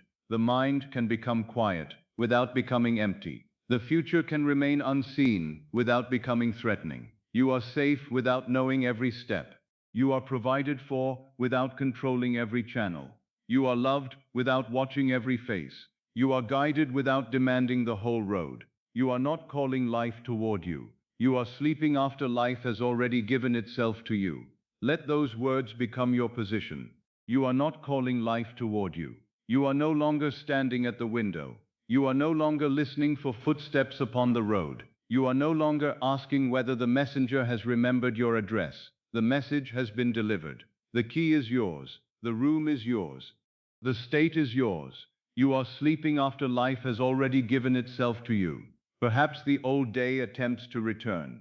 A conversation appears, a figure upon a page, a concern about the body, a face, a delay. Do not fight the image. Simply know that it belongs to before. The former day is behind you. The present night belongs to fulfillment. The old question may appear, but it no longer belongs to your identity. You do not have to answer it. The old questions are finished, not destroyed, finished. They have served their time. They asked when. They asked how. They asked whether. They asked what if. Now they may become silent. The answer has already been accepted. Everything is beautifully in place. Nothing is missing now. Perhaps you hear the old question faintly. When will it happen? The fulfilled self does not reply with a date. She rests after it happened. How will it come? The fulfilled self does not draw the bridge. She remembers the arrival. What if I lose it? The fulfilled self is safe with good. What if I am not ready? The fulfilled self has already become the one who receives. What must I do? The fulfilled self will recognize the proper action when morning requires it. No question needs to follow you into sleep. The old questions are finished. The former day is behind you. Let yesterday become a closed room. The door is not locked in anger. It is simply closed because you no longer live there tonight. Tomorrow has not yet opened. You do not need to enter it early. You are here. In the interval where identity may be chosen without the argument of appearances, choose gently. I am the one for whom life is in order. I am the one whose good is secure. I am the one who is at home in fulfillment. Perhaps even these words are too many now. Then keep one, secure, or complete, or at home. Let one word carry the whole. Secure. Love is secure. You do not need to hold another person in imagination or compel any heart. You occupy the state in which love is natural, mutual, peaceful, and safe. Love is secure. You are not pleading to be chosen. You are resting as one already cherished. No silence can erase the source of love. No passing mood can remove your worth. No former disappointment has the authority to name your future. Love is secure. Your affairs are in order. Every matter has found, or is finding, its proper place beneath the authority of the completed state. The letters, the accounts, the work, the decisions, the home, the obligations, they no longer form a crowd around the bed. They are ordered, handled, resolved. Your affairs are in order. You do not need to know who is presently writing, deciding, arranging, or moving upon the bridge. The state contains its own means. Your office is to rest at the end. Your affairs are in order. Your body is supported. You do not need to command every part. You do not need to listen for every sensation. The body may rest beneath the meaning of safety. It may release the old rehearsal of danger. It may receive the night without carrying the story of the day. Your body is supported, supported by rest, supported by wisdom, supported by appropriate care, supported by the deeper intelligence of life. You are not fighting the body. You are not accusing it. You are allowing it to belong to the fulfilled state. Your body is supported. Your future is spacious. It is not a narrow corridor through which only one result may pass. It is not closing around you. There is room. Room for right decisions. Room for unexpected good. Room for a changed route. Room for assistance. Room for growth. Room for rest. Your future is spacious. You do not need to fill it tonight. Leave it open beneath the assumption of fulfillment. The fulfilled state can clothe itself in forms more harmonious than the present mind can design. Your future is spacious. You are safe with good. Perhaps you once desired fulfillment while fearing its arrival. You feared losing what came. You feared being judged. You feared becoming responsible for too much. You feared changing beyond the familiar. Let those fears grow quiet. Good is safe with you. You can receive without clutching. You can possess without becoming possessed. You can prosper without becoming hard. You can be loved without abandoning yourself. You can be free without becoming careless. You are safe with good. Good is safe with you. You are wise with freedom. Freedom does not scatter you. It reveals you. You use time well because time is no longer an enemy. You use resources wisely because abundance is not a performance. You choose carefully because desperation is no longer choosing for you. You are wise with freedom. Nothing within fulfillment requires recklessness. Nothing within faith requires denial. Nothing within possession requires display. You may live richly and quietly. You may receive deeply and remain gentle. You may be free and well ordered. You are wise with freedom. You are at home in fulfillment. At home. Not visiting. Not testing the room. Not waiting for someone to tell you when you must leave. At home. The chair receives you. The key belongs upon your table. The silence belongs around you. The state recognizes you. You are at home in fulfillment. Perhaps you have spent many nights feeling like a visitor in the life you desired.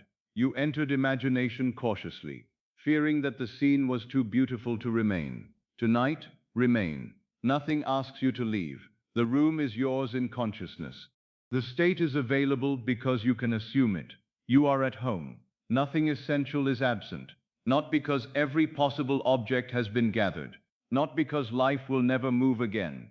Nothing essential is absent because your being is no longer defined as a vacancy. You are whole. The next desire may arise. The next chapter may open. Creation may continue. But you do not begin from emptiness. Nothing essential is absent. Let this become less like a sentence, more like an atmosphere. Nothing essential is absent. The room contains no vacancy. The heart contains no plea. The future contains no threat. Nothing essential is absent. You are not pretending to have everything. There is no audience here. No one must be impressed. No claim must be defended. You are not pretending. Pretending watches itself. Fulfillment forgets itself. Pretending asks whether it appears convincing. Fulfillment rests in naturalness. You are not pretending to have everything. You are leaving the identity that calls itself deprived. You are entering the consciousness in which life is full, quietly, privately, naturally. You are resting as the one to whom everything already belongs in consciousness. Everything necessary to the state. Love, provision, harmony, purpose, freedom, security, wisdom, belonging. Not as a pile of possessions, as one completed identity. You are resting as the one to whom everything already belongs in consciousness. The key may fade now. You no longer need it. Its implication remains. The table may fade. The room may become indistinct. The loved one's face may soften into darkness. The voice may move farther away. Everything is beautifully in place. Perhaps the words themselves begin to disappear. That is well. You do not need to remain awake to guard the state. The state does not depend upon your effort. Let sleep receive it. The key is fading. Possession remains. The room is fading. Belonging remains. The voice is fading. Certainty remains. The words are fading. The state remains. You are not calling life toward you. You are sleeping after life has already given itself to you. The old questions are finished. The former day is behind you. Love is secure. Your affairs are in order. Your body is supported. Your future is spacious. You are safe with good. You are wise with freedom. You are at home in fulfillment. Nothing essential is absent. You are not pretending to have everything. You are resting as the one to whom everything already belongs in consciousness. Now less is needed. The room is quiet. The key rests. The door is closed. The day is over. Nothing is approaching. Nothing is escaping. Nothing must be held. Nothing must be proved. Everything is in place. The body knows support. The mind knows silence. The heart knows enough. The future is open. The good is secure. You are inside, at home. The question is over. The answer remains. Nothing is missing. Nothing is missing now. No reaching, no waiting, no searching. Only being, only having, only rest. Life has given itself to you. You have received it. You need not name it. You need not see it. You need not hold it before the mind. It is accepted. It is yours in consciousness. Safe, settled, ordered, loved, supported, provided for, free, at home. The old self is sleeping. The watcher is sleeping. The one who counted the days is sleeping. The one who guarded the door is sleeping. The one who feared tomorrow is sleeping. Nothing requires her attention. The road is quiet. The letter has arrived. The words have been read. The answer has been received. It is done. Everything is beautifully in place. Yes, nothing is missing now. The voice grows softer. The room grows darker. The images become distant. The meaning remains. Complete, supported, chosen, safe, loved, provided for, at home, complete, supported, safe, at home. Nothing missing, nothing required, nothing to call, nothing to chase, nothing to become. Already received, already held, already home, resting after, sleeping after the answer, after the arrival, after the relief, after the old question, quiet now, secure now, whole now, at home now. Nothing essential is absent. Nothing essential is absent. Nothing essential is absent. Complete, supported, loved, safe, at home.